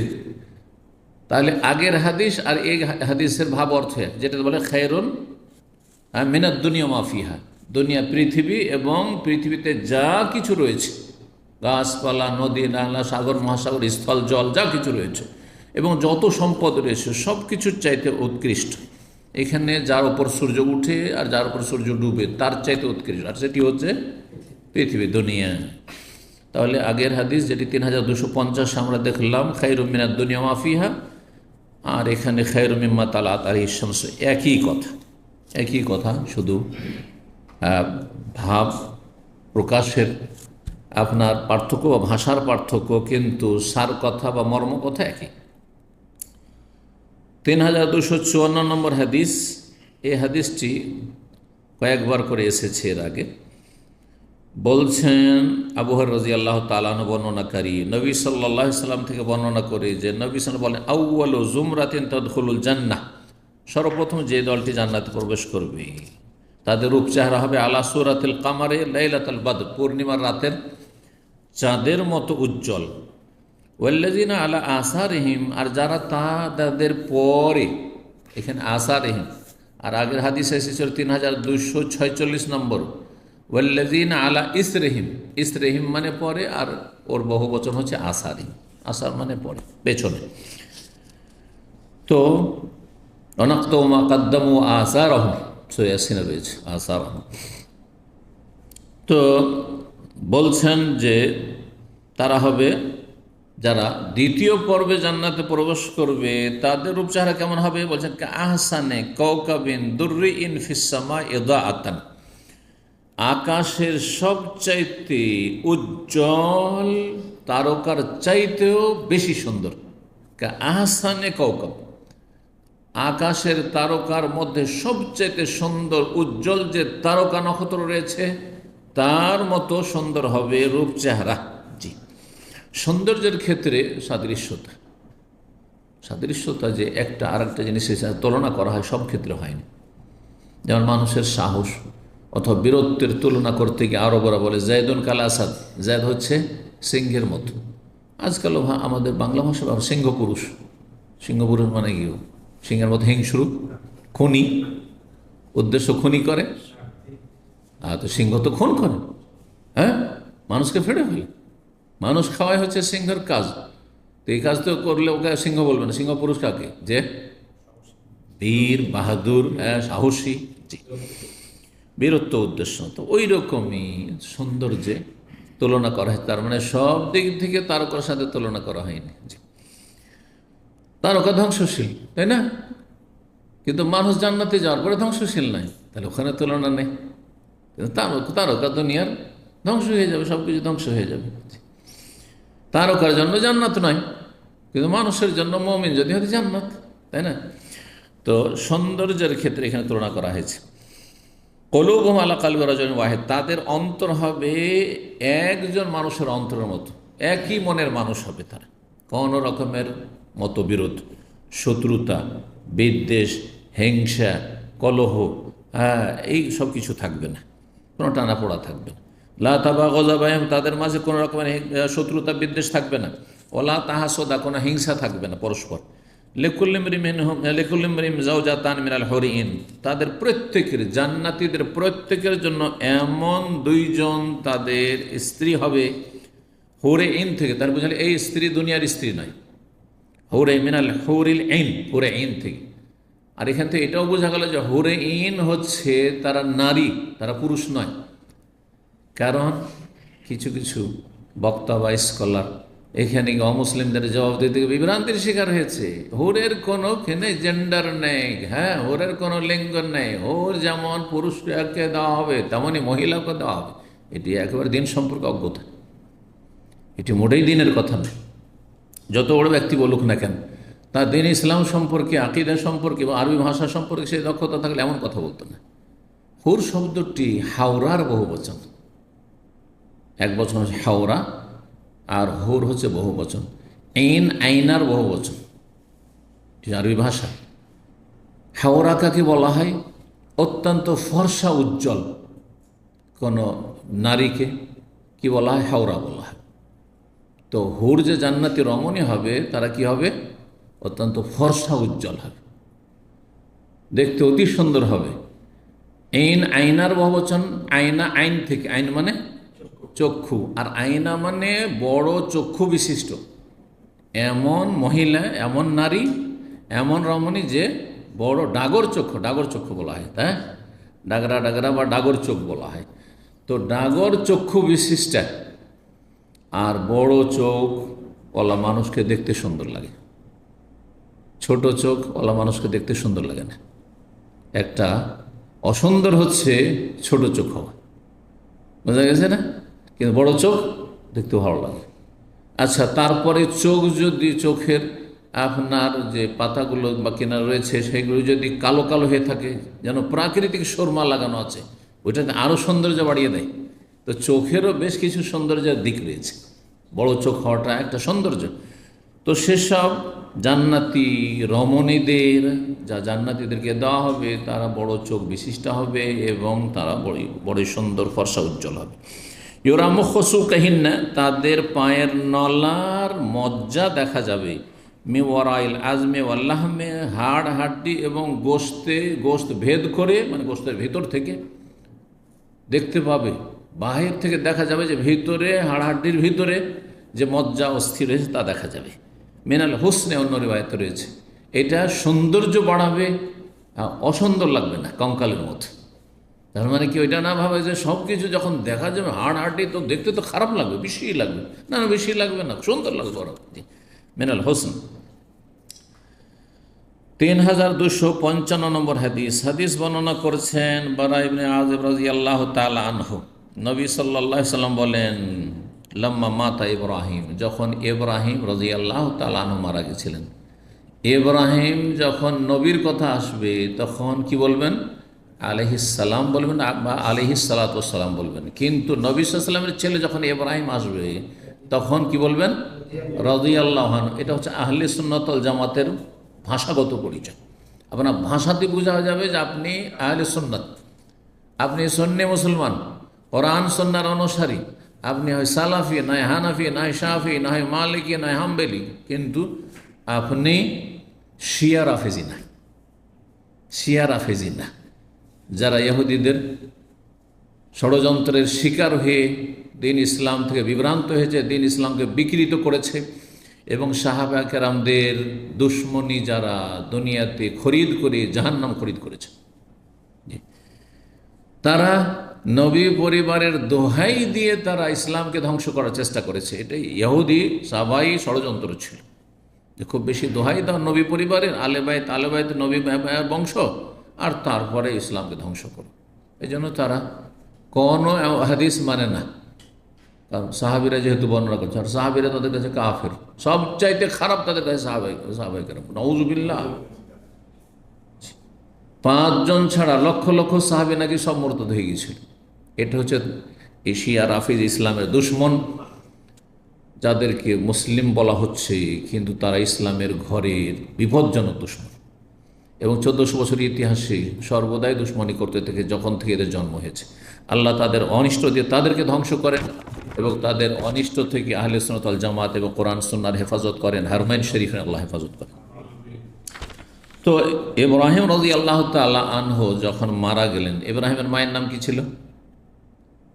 হ্যাঁ, নবী সাল্লাল্লাহু আলাইহি সাল্লামের যে 11 জন বিবি ছিলেন উম্মাহাতুল মুমিনিন, তাদের মধ্যে ইব্রাহিমের মা ছিল কি? কে ছিল তাহলে? নবী সাল্লাল্লাহু আলাইহি সাল্লামের একজন দাসী ছিল, যে দাসীকে উপঢৌকন উপহার পাঠিয়েছিল মিশরের রাজা মুকাউকিস। জি, তার নাম ছিল মারিয়া। মারিয়া কিবতিয়া বলা হয়, কারণ কিবত মানে ইজিপ্ট, কিবতিয়া মানে মসরিয়া, হচ্ছে মেসরের ছিল সে। জি, তো এই মারিয়া রাদিয়াল্লাহু তাআলা আনহাকে গিফট হিসাবে তখনকার যুগে দাসী গিফট করার প্রচলন ছিল। আজকাল মোবাইলের যুগে মোবাইল গিফট করছে, তাই না? আকর্ষণীয় গিফট। আর তখনকার যুগে যেহেতু দাস প্রথা ছিল, দাসী প্রথা ছিল, সেই জন্য দাসী গিফট করা কি ছিল? ইসলামের আগে থেকে চলে আসছিল, আর ইসলাম সেটি বন্দীদের একটি সমস্যার সমাধানের জন্য সেটাকে বহাল রাখা হয়েছে ইসলাম। কারণ বন্দী হয়ে যারা আসবে তাদেরকে রাখবেন কোথায়? আজকালকার মতো নিরাপত্তার সাথে এরকম জেল তৈরি করা, এটা কি সহজ ছিল সেই যুগে? হ্যাঁ, সেই যুগে এরকম পাকা বিল্ডিং ছিল যে যেখান থেকে কোনো বন্দি পালাতে পারবে না। এতগুলো বন্দিকে রাখবেন কোথায়? তাহলে এর জন্য সবচেয়ে উত্তম সমাধান যে তাদেরকে ভাগ বন্টন করে যোদ্ধাদেরকে দিয়ে দেওয়া হবে। তারপর যোদ্ধারা নিজের জন্য রাখুক, আর না হলে তারা বিক্রি করে দিক। তখন কেনা বেচা শুরু হল, এইভাবে কেনা বেচা শুরু হল। এটা হচ্ছে দাস প্রথার রহস্য এবং হেকমত। এর চাইতে ভালো ব্যবস্থা সেই যুগে কল্পনা করা যেত না, আর সম্ভব ছিল না। কী করবেন তাহলে? বন্দি ধরে আসে মেরে ফেলে দেবেন, সেটাও অন্যায় হবে। সবগুলি মৃত্যুদণ্ড প্রাপ্ত হবে, এইটাও আসলে অবিচার হয়ে যাবে। সবগুলো ওইরকম অপরাধী নয়। বন্দিরাকে নিয়ে আসার পরে কি করবেন? তাদেরকে ছেড়ে দিবেন, তো আরও আপনি দুশ্মনের সংখ্যা, শত্রুর সংখ্যা বাড়াবেন। আপনি ছেড়ে দিয়েও বিপদ নিয়ে আসতে পারে। তাহলে তাদেরকে যদি ভাগ বন্টন করে এইভাবে দাস বানিয়ে নেওয়া হয়, তারা অধীনস্থ হয়ে থাকে, আনুগত্য প্রকাশ করে বাড়িতে কাজকর্ম করে, আপনার প্রয়োজন মিটল। আর তারপরে সেই ক্ষেত্রে দাসী হইলে বিশেষ বিধানের সাথে যেমন স্ত্রী হালাল, ওই রকমই দাসী হালাল, কিন্তু তার মনিবের জন্য। মনিবের বাপের জন্য নয়, মনিবের ভাইয়ের জন্য নয়, আর মনিবের আপনার ছেলের জন্য নয়, না, মোটেই না। আর দাস হলে, কোনো মহিলার দাস হলে সেই দাসের সাথে সে মহিলার সম্পর্ক জায়েজ নাই, শুধুমাত্র যদি কোনো মনিব পুরুষ হয় আর সে যদি দাসীকে নিজের জন্য সীমিত রাখে তাহলে বিশেষ বিধানের সাথে তার জন্য জায়েজ। আলা ফুরুজিহিম হাফেজুন, আল্লাহ বলছেন যারা লজ্জা স্থানের সুরক্ষা করে, ইল্লা আলা আজওয়াজিহিম, তবে স্বামী স্ত্রীর সম্পর্ক, শারীরিক সম্পর্ক, আর আওমা মালাকাত আইমানুহুম, অথবা দাসীদের সাথে সম্পর্ক, নিজের দাসী, অন্যের দাসী নয়। যে কারো বাড়ি আপনি অতিথি হয়ে গেলেন আর আপনাকে পেশ করলো, হোটেলে গেলেন আর আপনার কাছে কোনো নারী পেশ করলো, না, মোটেই জায়েজ নেই, হারাম। তখনও হারাম ছিল, এখনও হারাম। দাসী হোক আর স্বাধীন মহিলা হোক, জিনা। ফাইন্নাহুম গায়রু মালুমিন, যদি কেউ স্বামী স্ত্রী সম্পর্ক রাখে, বৈবাহিক সম্পর্কের মাধ্যমে শারীরিক সম্পর্ক রাখে, অথবা দাসীর সাথে শারীরিক সম্পর্ক রাখে, তাহলে তারা তিরস্কৃত হবে না, আল্লাহর কাছে তারা তিরস্কৃত বা লাঞ্ছিত হবে না। এই দুটো রাস্তা রয়েছে, এছাড়া অন্য কোনো রাস্তা ইসলামে যৌনাচারের নেই, হস্তমৈথুনও নেই, সমকামিতারও স্বীকৃতি নেই, আর আপনার জেনারও স্বীকৃতি নেই। এগুলো সব অশ্লীলতা, নোংরামি। তো ইব্রাহিম রাদিয়াল্লাহু তাআলা মা ছিল মারিয়া কিবতিয়া। ইব্রাহিম রাদিয়াল্লাহু তাআলা বয়স প্রায় 2 বছর হয়ে গেছিল। বড়ই আশা করেছিলেন যে আমার আগের ছেলেগুলো তো বাঁচলো না, যেগুলি খাদিজা রাদিয়াল্লাহু তাআলা পেট থেকে জন্মেছিল, তো এইটা হয়তো শেষ জীবনে বাঁচবে, নবী সাল্লাল্লাহু আলাইহি ওয়াসাল্লাম ইন্তেকালের 1-2 বছর আগের ঘটনা, বাঁচবে হয়তো, কিন্তু সেটাও দুনিয়া থেকে চলে গেল। নবী সাল্লাল্লাহু আলাইহি ওয়াসাল্লাম বড়ই মর্মাহত হয়েছিলেন এবং অশ্রুসিক্ত হয়েছিল রাসূলুল্লাহ সাল্লাল্লাহু আলাইহি ওয়াসাল্লামের চক্ষু। আর তারপরে সে সম্পর্কে বেশ কিছু হাদিস রয়েছে এবং সিরাতে আলোচনা করেছি। বললেন নবী সাল্লাল্লাহু আলাইহি ওয়াসাল্লাম যখন ইব্রাহিম মারা গেল তখন মর্মাহত অবস্থায় বল, ইন্না লাহু মুরদিয়ান ফিল জান্নাহ, এই আমার ইব্রাহিম যেহেতু 2 বছরের ভিতরে এখনও 2 বছর পুরা হয়নি, দুধ পানের বয়স ছিল, সেই জন্য তার জন্য জান্নাতে আল্লাহ রাব্বুল আলামিন স্তন্যদানকারিণীকে নিযুক্ত করে রেখেছেন, তাকে আল্লাহ জান্নাতে দুধ পান করাচ্ছেন। সুবহানাল্লাহ। 3256 নম্বর হাদিস বর্ণনা করেছেন আবু সাঈদ খুদরি রাদিয়াল্লাহু তাআলা আনহু। তিনি বলছেন যে আনিন নবী সাল্লাল্লাহু আলাইহি ওয়াসাল্লাম, নবী সাল্লাল্লাহু আলাইহি ওয়াসাল্লাম বলেছেন, ইন্না আহলাল জান্নাতি ইয়াতারায়ুনা আহলাল গোরাফে মিন ফাওকিহিম, জান্নাতের অধিবাসীরা, আহলাল জান্নাহ মানে জান্নাতীরা বা জান্নাতের অধিবাসীরা, জান্নাতের অধিবাসীরা, বাসিন্দারা, ইয়াতারায়ুনা মানে একে অপরকে দেখবে, তারা মানে পরস্পর দেখা, আমি আপনাকে দেখছি আর আপনি আমাকে দেখছেন, দুই দিক থেকে যদি দেখা হয় এটা তারা। হাদিসে রয়েছে চাঁদ দেখার ক্ষেত্রে তারা আল হেলালা, সাহাবায়ে কেরামরা চাঁদ পরস্পর মিলে দেখছেন, চাঁদ একা দেখে না, হ্যাঁ, এক দল মিলে চাঁদ দেখে, তার মধ্যে 10 জন 20 জন একসাথে দল বেঁধে দেখছেন, একজন শুধু দেখতে পেয়েছে আর বাকিরা দেখতে পায় না, ওই যে দেখো প্রথম দিনের চাঁদ, এই যে দেখো চাঁদ। কেউ তাড়াতাড়ি দেখতে পাচ্ছে আর কেউ দেখতে পাচ্ছে না তাড়াতাড়ি, অনেকে হয়তো পেলই না শেষ পর্যন্ত, হ্যাঁ 10-20 মিনিট চাঁদটা থাকলে 20 মিনিট মোটামুটি প্রথম দিন চাঁদ, তারপরে ডুবে গেল। এখানেও তারা শব্দটি হাদিস ব্যবহার হয়েছে, পরস্পর মিলে, হ্যাঁ মিলিত দেখা, সেই একজন অপরজনকে, একদল আর এক দলকে দেখছে যেমন এখানে, অথবা পরস্পর মিলিত হয়ে একসাথে দেখা। জান্নাতের অধিবাসীরা দেখবে পরস্পরকে, আহলাল পরস্পর একসাথে মিলে দেখবে, এদিক থেকে দেখছে ওরা ওই দিক থেকে দেখছে।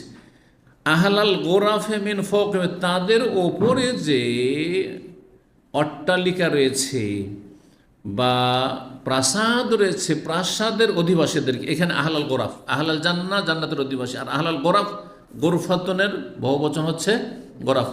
গোরফাতনের শাব্দিক অর্থ কি? কামরা, রুম, তাই না?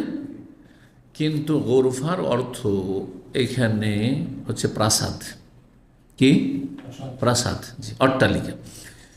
তো জান্নাতে জান্নাতীদের যে প্রাসাদ রয়েছে, এক দল আর এক দলের প্রাসাদ দেখছে বা আর এক দলকে দেখতে পাচ্ছে তাদের প্রাসাদে, মিন ফাওক, তাদের ওপরে। কিভাবে দেখছে? এমন নয় যে আজকালকার বিভিন্ন যে আপনার কমপ্লেক্সগুলি রয়েছে অথবা বিভিন্ন মহল্লা, হ্যাঁ অথচ সুসজ্জিত মহল্লা, খুব সুন্দর, আজকাল নতুনত্ব আছে মহল্লাগুলো সাজানোতে, কিন্তু তারপরে দেখছেন গ্যাদারিং, আর তারপর চাপাচাপি, হ্যাঁ, ভিড়ভাড়, হাওয়ার বাতাসের নিষ্কাশন কম ইত্যাদি হচ্ছে না। কিন্তু সেখানে সুবহানাল্লাহ, একজন আর একজনকে দেখছে, আর একজনের প্রাসাদ দেখছে, ও আপনার প্রাসাদ দেখছে, আপনি ওর প্রাসাদ দেখছেন, আপনি আর ওদেরকে ও প্রাসাদে দেখছেন, হ্যাঁ, আর আপনাকে ওরা দেখছে। তার মানে এই নয় যে মহিলাদেরকে আপনি দেখতে পাবেন আপনি পরের স্ত্রীকে, না, পরের হুরুকে, না, ওইটা নয়, ওইটা ছাড়া। কেমন? কামা তাতারাউনাল কাওকাবা দুররিয়াল গাবিরা ফিল উফুকি মিনাল মাশরিকি ওয়াল মাগরিবি, যেমন তোমরা পরস্পর মিলে দেখতে থাকো দুনিয়াতে, এই জমিনে থেকে, পৃথিবীর গ্রহে থেকে দেখতে থাকো আল কাওকাব আদ-দুররি, মানে উজ্জ্বল তারকা আকাশের, আল গাবিরা ফিল উফুকি, যেটি দিগন্তে দেখা যায়। গাবের মানে বাকি, গাবের মানে বাকি, যেটি দিগন্তে অবশিষ্ট রয়েছে সব তারা ধীরে ধীরে ধীরে তখন ভোর হয়ে আসছে, তারাগুলো ডুবে যাচ্ছে, মানে দেখা যাচ্ছে না, উজ্জ্বল হয়ে যাচ্ছে, তাই না? কিন্তু কিছু উজ্জ্বল তারকা আছে সূর্য ওঠার কাছাকাছি, তারপর চকমক করে দেখা যায়, উজ্জ্বল হয়ে দেখা যায়। যেমন পূর্ব আকাশে শুকতারা, শুকতারা পড়েছেন? জি, শুক্র গ্রহ যেটাকে বলা হয়। উত্তর দিকে ধ্রুব তারা, জি হ্যাঁ, দেখা যায়। এরকম আরও অনেক তারকাই রয়েছে যেগুলো দেখা যায় চমকে। সিজনাল কিছু রয়েছে গ্রহ বা তারকা, কিছু কিছু সিজনে দেখা যায়। জি জি, তো ওই রকমই তারাগুলিকে কেমন করে দেখেন? জমিন থেকে দেখছে, কোনো কষ্ট হচ্ছে? হাজার হাজার মানুষ আপন আপন জায়গা থেকে, কোনো কষ্ট হচ্ছে? তারপর দেখছেন কত উঁচাই। তাহলে কিছু কিছু জান্নাতি এত তারা সম্মানিত, হ্যাঁ, এত আপার লেভেলের জান্নাতি, যেমন দুনিয়াতে আপনি জমিন থেকে দেখছেন আকাশের দিকে সেই তারকা সাহেব, তেমনি তাদের প্রাসাদগুলি দেখবেন যেভাবে। কিন্তু সেখানে কোনো ঈর্ষা হবে না, হিংসা হবে না, তারপরে হীনমন্যতায় ভুগবেন না, উফ আমি তো অনেক নিচে, ওইটা অনুভব হবে না। দেখবেন এইভাবে, কিন্তু মনে হবে না যে আমি কম আছি ওখানে, এটা মনে হবে না যে কেউ কারোর থেকে কম আছে, যেটা দুনিয়াতে একটা বড় তিক্ততা। আপনি যদি 5,000ও স্যালারি পান, তারপরে যদি এখানে আপনি ভাবছেন 5,000 কারণে আমারই শুধু 5,000, আর একজন বলছে আপনি 5,000, আমার তো মাসে 10,000 ইনকাম, বাপরে। আর রাত্রে গিয়ে আর ঘুম আসেন আপনার, যে করলাম কি 5,000, কিন্তু অনেকে আছে আমার চেয়ে 10 শিক্ষিত, 10,000। দুনিয়াতে একটা তিক্ততা আছে, তারপর ঈর্ষা আছে, তাই না? কাজ করছে, হাই হাই কাজ করছে, আমি নিচে, যতই হোক আমি নিচে। কিন্তু ওখানে এই অনুভবটা হবে না, কারণ আল্লাহ কোরআনে কি বলছে? ওয়ালাকুম ফিহা মা তাশতাহি আনফুসুকুম, জান্নাতে তোমরা যা চাইবে তাই দেওয়া হবে। তাহলে মনের চাহিদা সব পূরণ হয়ে যাবে, আল্লাহ আর চাই না, যথেষ্ট। জি, কখন এটা মনে হবে না যে আমি নিচে আছি, বুঝতে পারবেন না। জি, তো পূর্ব আকাশে মিনাল মাশরিকি ওয়াল মাগরিব, পূর্ব আকাশে অথবা পশ্চিম আকাশে যে উজ্জ্বল তারকা তোমরা দেখো, ওই রকম তোমরা জান্নাতের প্রাসাদের অধিবাসীদেরকে দেখতে পাবে, দেখবে। কেন এভাবে দেখবে? সামনাসামনি কেন দেখবেন না? যেমন সমতল ভূমিতে দেখছেন যে হ্যাঁ 1 কিলোমিটার দূরে কিছু লোকের আছে বা কিছু লাইট জ্বলছে, সেখানে দেখতে পাচ্ছেন দিনের লাইটিং। আর সরজমিনে দেখছেন, আপনি সরজমিনের লাইটিং দেখছেন, আপনি জমিনে আছেন আর জমিনের লাইটিংগুলো দেখছেন, তাই না? এমনভাবে কেন দেখবেন না? এমনভাবে দেখবেন আপনার শ্রেণীর যারা তাদেরকে, কিন্তু যারা আপার শ্রেণীর, আপার ক্লাসের, তাদেরকে উপরের দিকে দেখবেন। বলছে ওই কথায় লেতাফাজলে মা বাইনাহুম, এই জন্যই দেখবেন আকাশের উজ্জ্বল তারকার মতো উঁচাতে ওদেরকে, ওদের প্রাসাদগুলিকে। জান্নাতে যেহেতু বিভিন্ন স্তর রয়েছে, এক দলের আর এক দলের ওপর ফজিলত বা শ্রেষ্ঠত্বের কারণে সবাই এক শ্রেণীর নয়। আম্বিয়া রয়েছেন, রসুল রয়েছেন, সিদ্দিকিন, সোহাদা রয়েছেন, ওলামা যারা মুত্তাকি পরহেজগার ওলামা রয়েছেন। ওলামা কিন্তু অত পরহেজগার নয়, হ্যাঁ, ফরজ ওয়াজিব আদায় করা কোন রকম রয়েছে, আছে না? আর যদি আলেম হয়েও যদি ফরজ ওয়াজিব ঘাটতি থাকে তাহলে তো মহাবিপদ, তাহলে তো ওকে দিয়ে তো জাহান্নামের ইয়ে করা হবে, উদ্বোধন করা হবে, ওটা বাদ একবারে। এটা ভাবিয়েন না যে আর এলেম আছে বলে জান্নাত, এলেম মোতাবেক আমল না থাকলে কোনো মূল্য নেই, ওর জন্য আরও বেশি শাস্তি। যার যত নিয়ামত তার তত জিজ্ঞাসা, যার যত নিয়ামত, যাকে আল্লাহ যত বেশি নিয়ামত দিয়েছেন তত বেশি তার জিজ্ঞাসাবাদও বেশি হবে। যাকে পয়সা দিয়েছেন পয়সার জিজ্ঞাসা বেশি হবে, যাকে এলেম দিয়েছেন এলেমের জিজ্ঞাসা বেশি হবে। এলেমের কি সাদকা করেছে?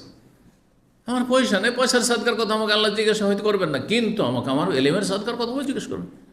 পড়লাম আর পড়ার পরে নিজের পেট নিয়ে ব্যস্ত, তাহলে পেট করলাম, দুনিয়া আমার গরজ হয়ে গেল, তাহলে অবশ্যই ফেল। আল্লাহ হেফাজত করুন। এই জন্য এলিম শিখছেন প্রত্যেকে। আলহামদুলিল্লাহ, আল্লাহ সৌভাগ্য করেছেন, সৌদি আরব এসেছেন, এখানে এসে তহিদ সুন্নত শিখেছেন, এখানে এসে মেলা দলিল জানতে শিখেছেন, চোখ খুলেছে, সহি ইসলাম পালন করতে শিখেছেন, জানতে শিখেছেন। দেশের মানুষরা আপনার তুলনায় কিছুই জানে না, তারা কিছুই জানে না। আপনার গ্রাম সমাজের মানুষ, আত্মীয় স্বজন, তাদেরকে সাদকা করতে আমার এলেমের সাদকা, এলেমের সাদকা করতে হবে। তাদেরকে তহিদ সুন্নতের কথা শিখাইতে হবে, তাদেরকে শিরক বিদাত চিহ্নিত করে দিতে হবে, চোখে আঙুল দিয়ে দেখাইতে, ওইগুলো শিরক, এগুলো বিদাত। যদি না করেন, বেনামাজি জানেই না, মনে করছে যে আমি তো বাপ মায়ের ভালোই সেবা করছি, একটা টাকা রাখি না। বেনামাজি অনেক প্রবাসী আছে, সব টাকা বাপের অ্যাকাউন্টে, মায়ের অ্যাকাউন্টে, কিছুই রাখি না, আমার কোনো অ্যাকাউন্টই খুলি নেই, মনে করছে এটি দিয়ে জান্নাত যাবো। কোশ্চিন কালো না, তো জানে না আসলে যে নামাজ ছাড়া জান্নাত যাওয়া যায় না, বেনামাজি কখনো জান্নাত যাবে না। এটা যদি জানতো তো বেনামাজি হইতো না, হয়তো সে জন্য এত কোরবানি দিতে পারছে, এত টাকা পয়সার, তো একটু সময়ের কোরবানি দিয়ে নামাজটা পড়তো না, কিন্তু নামাজের গুরুত্ব বুঝেনি, ও জাহেল। বুঝতে পেরেছেন? এই জন্য এলিমের সাদকা করতে হবে। আল্লাহ যেন সঠিক বুঝ দান করেন এবং আমাদেরকে নিজের দায়িত্ব সম্পর্কে সচেতন হওয়ার তৌফিক দান করেন। বলছিলাম হাদিসটির শেষের দিকে যে সেখানে কি থাকবে, তাফাদুলে মা বাইনাহু, জান্নাতীদের মাঝে বিভিন্ন স্তরের কি রয়েছে, জান্নাতি রয়েছে। এক দল আর এক দল চাইতে শ্রেষ্ঠ এবং মর্যাদা সম্পন্ন, বিভিন্ন মর্যাদার মানুষ এখানে রয়েছে। আলু ইয়া রাসূলুল্লাহ, সাহাবীরা, হে আল্লাহ রসুল, তিলকা মানাজিরুল আম্বিয়া, তাহলে ওই যাদের কি বা যাদের বালাখানা, বালাখানা শব্দ মানে প্যালেস, কিন্তু বালাখানা হচ্ছে আপনার প্রাসাদ, যাদের প্রাসাদগুলি আমরা ওই তারকার মতো এইভাবে দেখব, ওগুলো মনে হয় নবী রসুলগণের প্রাসাদ। আম্বিয়ারা অত উঁচা মর্যাদা পাবে, অন্যরা মনে হয় নয়, আমরা নয়। সাহাবীরা জিজ্ঞেস করছে, তিলকা মানাজিলুল আম্বিয়া, সেগুলি হচ্ছে আম্বিয়া রসুলগণের মনজিল মানে প্রাসাদ। লা ইয়াবলুগুহা গায়রুহুম, অন্যরা মনে হয় এত উচ্চ স্থানে স্তরে পৌঁছিতে পারবে না। কালা বলা, হ্যাঁ অবশ্যই অন্যরাও যাবে, এই না যে শুধু নবী রসুল যাবেন এবং তাদের কাছাকাছি। নবী রসুলের প্রতিবেশীর হাদিস নেই, মেলা হাদিস রয়েছে, নবী সাল্লাল্লাহু আলাইহি ওয়াসাল্লামের প্রতিবেশী যদি হতে চাও তাহলে এই আমলগুলি করো, আছে না নেই? তাহলে ওই আমলগুলি যার মধ্যে যত বেশি আছে সে তত কাছাকাছি থাকবে। আকাশের তারকাগুলি সবগুলি কিন্তু আর গ্রহ এক স্তরে নেই, হ্যাঁ, কোনোটা দূরে আছে, কোনোটা কাছে আছে। যেটা দূরে আছে, যদিও সেটা তারকা বড় হোক না কেন, তবুও ছোট লাগছে দেখে, এটা হচ্ছে তো ওই রকমই হবে। বলছেন না না, ওই স্তরগুলি শুধু নবী রসুলগণের নয়, অন্যরাও সেই স্তরে পৌঁছিবে মানে এই না যে আম্বিয়াদের সমান হয়ে যাবে, এটা কখনো উদ্দেশ্য না। উদ্দেশ্য হচ্ছে যে আম্বিয়াদের কাছাকাছি থাকবে। কারা? বলছেন ওয়াল্লাযী নাফসি বিয়াদিহি, নবী সাল্লাল্লাহু আলাইহি ওয়াসাল্লাম বলছেন, আল্লাহর কসম করে বলছি, যার হাতে কি রয়েছে, আমার জীবন রয়েছে, প্রাণ রয়েছে, তারা হচ্ছে রেজালুন, এমন মানুষ, আমানু বিল্লাহ, যারা আল্লাহর প্রতি সত্যিকারের ঈমান নিয়ে এসেছে, ওয়াসাদ্দাকুল মুরসালিন, রসুলগণকে বিশ্বাস করেছে। বিশ্বাসেরও মেলা স্তর আছে। একটা হচ্ছে ঢিলা ফাসকা বিশ্বাস, গিরা, বুঝেন তো, গিরা লাগানো। কিছু গিরা আমরা সহজে খুলে দিতে পারি, কারণ ঢিলা ফাসকা হালকা করে বাঁধা ছিল, টান দিলেও খুলে যায়। আবার কিছু টান দিয়ে না আমরা মরা গিরা বলি, কি বলেন ওটাকে? হ্যাঁ, মরা গিরা, বুঝেন তো, মরা গিরা, কিন্তু হালকা গিরা লাগাচ্ছে, খোলা যাচ্ছে। একটু নখ আর আঙ্গুল দিয়ে কোনো খুলে নিতে পারো। আর কিছু গিরা এমন করে টান দিচ্ছে, কেটে ফেলতে হবে চাকুন, এসে কিন্তু খোলা যাবে না। আকিদাও ঠিক ওইরকম। আকদ মানে গিরা, আকিদা মানে কি? আকিদা মানে ইমান, আকিদা মানে বিশ্বাস, আকিদা মানে ধর্মে বিশ্বাস। তো আকিদাও ঠিক ওই রকমই। কারো কারো ইমান আছে ঢিলা ফসকা, 10 টাকায় বিক্রি হয়ে যাবে, 1000 টাকায় বিক্রি হয়ে যাবে, কারো 1 লাখ টাকায় বিক্রি হয়ে যাবে, কারো কোটি টাকা দিয়ে ইমান খরিদ করতে পারবেন না আপনি, আল্লাহ পরকাল প্রতি ইমান। হ্যাঁ, দেখছি একটা ছেলে, মন্ত্রী মিনিস্টারের ছেলে, আর বিশাল কারবার, দেশে বিদেশে তাদের ব্যবসা বিজনেস, কত টাকা আছে হিসাব নেই। আর মেয়ে সাবালিকা আছে, বিয়ে দেওয়ার সময় হয়ে গেছে, প্রস্তাব এসছে, আমি একটা গরিবের বাড়ি, আমার মেয়ে কি পছন্দ করেছে, আর দেখা দেখি না তার নামাজ আছে কি না, ইসলাম সম্পর্কে কোনো জ্ঞান আছে কি না, আকিদা ঠিক আছে কি না, সে কি, সে নাকি সে নাস্তিক, নাকি সে মাজার পূজারি, কিছুই দেখলেন না। ব্যাস, আমাদের দেশীয় কথা, ঘাস দেখে বকরি বাঁধতে হবে, এটা দেশীয় কথা। গ্রামাঞ্চলে কি, আপনি আগের যুগে ছাগল চড়িতাম আমরা, একটা খোঁটা পুঁতে দিতাম ছাগলটা বেঁধে, হ্যাঁ, গলাতে লাগিয়ে লম্বা রশি দিয়ে। তো কি করতো, যেখানে সেখানে, যেখানে ঘাস আছে সেখানে। তো বলছে যে মেয়েকে বিয়ে দিতে হবে কি দেখে, ঘাস দেখে, মানে পয়সা দেখে, চাকরি আছে কি না, বিদেশে থাকে কি না, কত টাকা ইনকাম করে, বড় ব্যবসা বাণিজ্য আছে কি না, হ্যাঁ, এক কথায় দুনিয়ায় সুখের সামগ্রী আছে কি না। কিন্তু আপনি জান্নাত দেখলেন না, জান্নাত আছে কি না, নাকি সে জাহান্নামে যাবে এই অবস্থায় মরে গেলে, আমার মেয়েটাকে জাহান্নামে বানিয়ে দেবে, জাহান্নামের সাথে করে নিয়ে যাবে, না জান্নাতে নিতে পারবে, কিছুই দেখলেন না আপনি। আল্লাহু আকবার। জি, তাহলে ঈমান বিক্রি হয়ে গেল আপনার। এদিকে তো মুসাল্লি, মুখে দাড়ি, মুখ ভরা দাড়ি, আর তাহাজ্জুদ গুজার, সালাতুদ দোহা, এগুলো সব ঠিক আছে। ওখানে গিয়ে ঈমান কি হয়ে গেল, ইমামের ভূমিকম্প শুরু হয়ে গেল, লোভ আর সামলাতে পারলেন না। না, শক্তি ঈমান হইতে হবে, মরা গিরা আকিদা, সত্যি আকিদা মানে আকিদা হইতে হবে, এমন গিরা যে গিরা খুলবে না। ব্যাস, আমার বিশ্বাস দুনিয়া আমার কেড়ে নিতে পারে, কিন্তু আমার আকিদা, আমার ইসলাম কেড়ে, তাওহীদ কেড়ে নিতে পারবে না, আমার সুন্নাত কেড়ে নিতে পারবে না, আমাকে কখনো শিরক বিদআতের কাছে নিতে পারবে না, আমি কখনো নাস্তিকতার সেকুলারিজমের কাছে নিতে পারবে না। আল্লাহ বুঝার তৌফিক দান করুন। তো যাই হোক, এই ছিল হাদিস। তো ঈমান মানে, ঈমানের স্তর আছে, ঈমানের কতটি শাখা, হ্যাঁ, তারপরে আপনার ইসলাম, ঈমান, ইহসান, ইহসান কত উঁচা স্তর। ইহসান হচ্ছে, আর ইহসানের যেটা ওপরের স্তর সেটা হচ্ছে উচ্চ মানের ঈমান।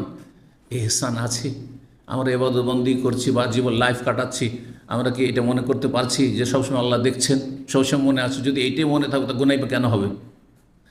বুঝতে পারছেন? তাহলে এমনভাবে যদি যত ঈমান ইয়াকিন মজবুত হবে, তত আপনি গুনাহমুক্ত হয়ে যাবেন, তত বেশি আপনি ইবাদতবন্দি, ফরজ, সুন্নত, নফল, মুস্তাহাবে আপনি যত্নবান হবেন। আচ্ছা, এই ছিল হাদিস, সর্বশেষ হাদিস এবং একটি অধ্যায়, 9 নম্বর অধ্যায় বলছেন বাবু সিফাতে আবওয়াবিল জান্নাহ। এই অধ্যায় হচ্ছে জান্নাতের দরজাগুলি বর্ণনা। এতক্ষণ তো জান্নাতের বর্ণনা ছিল, এখন জান্নাতের দরজার বর্ণনা। ওই সম্পর্কে একটি হাদিস নিয়ে এসেছেন, বা দুটি হাদিস, একটি হাদিস আর একটা হাদিসের একটা অংশ। 3257 নম্বর হাদিস। হাদিস বর্ণনা করেছেন সাহাবী সাহল ইবনে সাদ রাদিয়াল্লাহু তাআলা আনহু, বলছেন নবী সাল্লাল্লাহু আলাইহি ওয়াসাল্লাম বলেছেন, ফিল জান্নাতি সামানিয়াতু আবওয়াব, জান্নাতের কয়টি দরজা? 8টি দরজা রয়েছে। হাত্তা ইজা জাউহা ওয়া ফুতিহাত আবওয়াবুহা, সূরা জুমারে আবওয়াব বহু বচন বলা হয়, তার দরজাগুলি খুলে দেওয়া হবে। এই 8টি দরজা, তার একটি দরজার নাম হচ্ছে বাফিহা বাবুন, সেই জান্নাতের 8টি দরজার একটি দরজা হচ্ছে ইউসাম্মা, যার নামকরণ হয়েছে আর রাইয়ান। রাইয়ুন মানে পিপাসিত ব্যক্তিকে কি করে, তার পিপাসা দূরীভূত করা। তো সারাদিন পিপাসিত হয়ে রোজা রাখে যেহেতু, আর সন্ধ্যাবেলা প্রথম পানির প্রয়োজন, প্রথম কিসের প্রয়োজন? পানীয়র প্রয়োজন, বা ওই যে সুগারের ঘাটতি হয়েছে সেটা তাড়াতাড়ি যাতে করে রিকভার হয়, সেই জন্য খেজুর দিয়ে সবচেয়ে ভালো, ক্ষতি কম, আর সেটা দিয়ে তাড়াতাড়ি করে রিকভার হবে, ঘাটতি পূরণ হবে। পক্ষান্তরে চিনি খেলেও মিষ্টি, সুগারটা তো লেভেল কমে গেছিলো, উপরে যাবে, কিন্তু সেটার ক্ষতি বেশি রয়েছে। এ হচ্ছে হেকমত খেজুর খেয়ে ইফতার করার কথা বলছে। আর খেজুর না পেলে আপনি পানি দিয়ে ইফতার করুন। কারণ পিপাসিত আছেন, আপনার শরীরের যে অঙ্গ প্রত্যঙ্গগুলি রয়েছে সেগুলি এখন চেয়ে আছে যে কখন পানি পাবো। কিডনি ছটফট করছে, কিডনি হচ্ছে মাছের মতো, মাছকে যত পানিতে রাখবেন তত বেশি মাছ জীবিত থাকবে, আর মাছকে যত কম পানিতে রাখবেন তত বেশি তাড়াতাড়ি করে মরে যাবে। হ্যাঁ, আর শুকনোতে রাখলে কিছুক্ষণের মধ্যে মরে যাবে, ঠিক ওই রকমই। হ্যাঁ, তো এই গরম দেশে থাকেন অনেকে, কিন্তু গরমের দিনে পানি পান করেন, যার ফলে কিডনিতে পাথর, না হয় কিডনি ফেল, না হয় কত পেরেশানি, জ্বালা ইত্যাদি, আর কি বলছে ইনফেকশন। না না, যত্ন নেন। আল্লাহ যেন আমাদেরকে দিন দুনিয়া বুঝার তৌফিক দান করেন। রাইয়ান নাম এই জন্য হয়েছে। লা ইয়াদখুলুহু, সেই দরজাতে প্রবেশ করবেন না একমাত্র ইল্লা সায়েম, রোজাদার ছাড়া। রোজাদার যারা ফরজের সাথে নফলও বেশি বেশি রেখেছে, সুন্নত রাখার চেষ্টা করেছে, তাদের। এই নয় ফরজে ঘাটতি করে ফরজ রাখবে না রমজানের আর জান্নাতে চলে যাবেনটা নয় আসলে। ফরজের সাথে তাহলে এই মহরমের আশুরা রোজা রাখবেন, সামনে মঙ্গলবার, আর সোমবার যদি 9 তারিখ 10 তারিখে রাখেন, কমপক্ষে একটিও যদি রাখেন তাও চলবে। সেটা হবে আগামী মঙ্গলবারে হবে, সোম মঙ্গল 2 দিন রাখেন, এটা ভালো। আর যদি 3 দিন রাখেন তার চাইতে ভালো, তাহলে সোম মঙ্গল বুধ রাখবেন। আর যদি দেখেন যে আমার কর্মব্যস্ততা বা কষ্টের কাজ, একটি দিনও যদি রাখেন তো গত 1 বছর গুনাহ মাফের ওই নেকি ইনশাআল্লাহ পেয়ে যাবেন। ইহুদিদের বিরোধিতার কথা যে আছে সেটা এখানে ওয়াজিব নয়, এখানে মুস্তাহাব, করতে পারলে ভালো। এই জন্য একটি জায়গায় 2টো রাখতে পারলে বেশি ভালো। আর 2টোর চাইতে যদি 3টে রাখেন তো আর একটা কাজ হয়ে গেল, 3 10 30 নেকি হয়ে গেল, ওটা একটা হয়ে গেল। জি, আল্লাহ তৌফিক দান। এইরকমই আপনার আরাফা রোজা, আর এইরকম মাঝে মধ্যে বিশেষ করে ছোট দিনগুলিতে রোজা রাখা খুব সহজ। ছোট দিনে রোজা রাখেন, আর বড় রাতে শীতকালে আপনি তাহাজ্জুদ পড়েন, গোটা বছর না পড়ছেন, এটা তো করতে পারেন কমপক্ষে। ধরেন আজকাল তাহাজ্জুদ পড়া একটু কঠিন, একেবারে ছোটরা, কিন্তু শীতকালে তো তাহাজ্জুদ পড়া এমন কোনো কঠিন নয়, কোনো কঠিন নয়। এমনিতে 5 ঘন্টা পরে এমনিতে ঘুম ভেঙে যায়। আমি তো জানি না যে 5 ঘন্টার পরে একটানা ঘুম আসবে, এটা আমার জানা নেই। আপনাকে নিজেকে গড়ে নিতে হবে, ভাবে যে আমার ঘুমের একটা অভ্যাস থাকবে। রাতের বেলা 5 ঘন্টা ম্যাক্সিমাম, দিনের বেলা 1 ঘন্টা অথবা 2 ঘন্টা, 7 ঘন্টা 8 ঘন্টার বেশি নয়, আর 5 ঘন্টার কম নয়। এটা হচ্ছে সুস্থতার ঘুম। রাত্রে বেশি ঘুমানো, দিনে কম ঘুমানো, কিন্তু দিনে 1 ঘন্টা ঘুম অনেক উপকারী, যেটাকে আরবি ভাষায় কাইরুল্লাহ বলা হয়, দুপুরবেলা। জি, সকালবেলা নয়। সকালবেলা ঘুমে এমন কিছু কাজ হয় না, হ্যাঁ, ঘাটতি পূরণ হয় রাত্রে ঘাটতি থাকলে। কিন্তু এই সকালবেলার ঘুম বিকালবেলা কাজে আসবে না, ক্লান্তি চলে আসবে। কিন্তু দুপুরে 1 ঘন্টা যদি আপনি রেস্ট করে নেন, এটা বড় উপকারী আপনার জন্য। এই জন্য নবী সাল্লাল্লাহু আলাইহি ওয়াসাল্লাম আমল থেকে চলে আসে রাতের ঘুম আর দুপুরের কাইলুলা বিশ্রামের ঘুম। জি, মা কুনা নাকিল ওয়ালা না তাকাদ্দা, সাহাবীরা বলছেন যে আমরা জুমার দিনে জুমা পড়ে আসার পরে কাইলুলা করতাম এবং গাদা করতাম, খাবার খেতাম। জি, তো এই রাইয়ান লা ইয়াদখুলুল্লাহ সাইমুন, এই হাদিস হয়ে গেল। আর একটি হাদিস, তারই একটা অংশ, নবী সাল্লাল্লাহু আলাইহি ওয়াসাল্লাম বলেছেন, অন্য হাদিসের অংশ কিন্তু এখানে একসাথে নিয়ে এসেছেন। মান আনফাকা যাওজাইনি, অন্য রিওয়ায়াতে ফি সাবিলিল, আল্লাহর রাস্তায় কেউ যদি জোড়া জোড়া খরচ, যা কিছু দেবেন যুগল, জোড়া জোড়া টাকা দেবেন, কমপক্ষে 2 টাকা, হ্যাঁ, জোড়া জোড়া খরচ করবেন।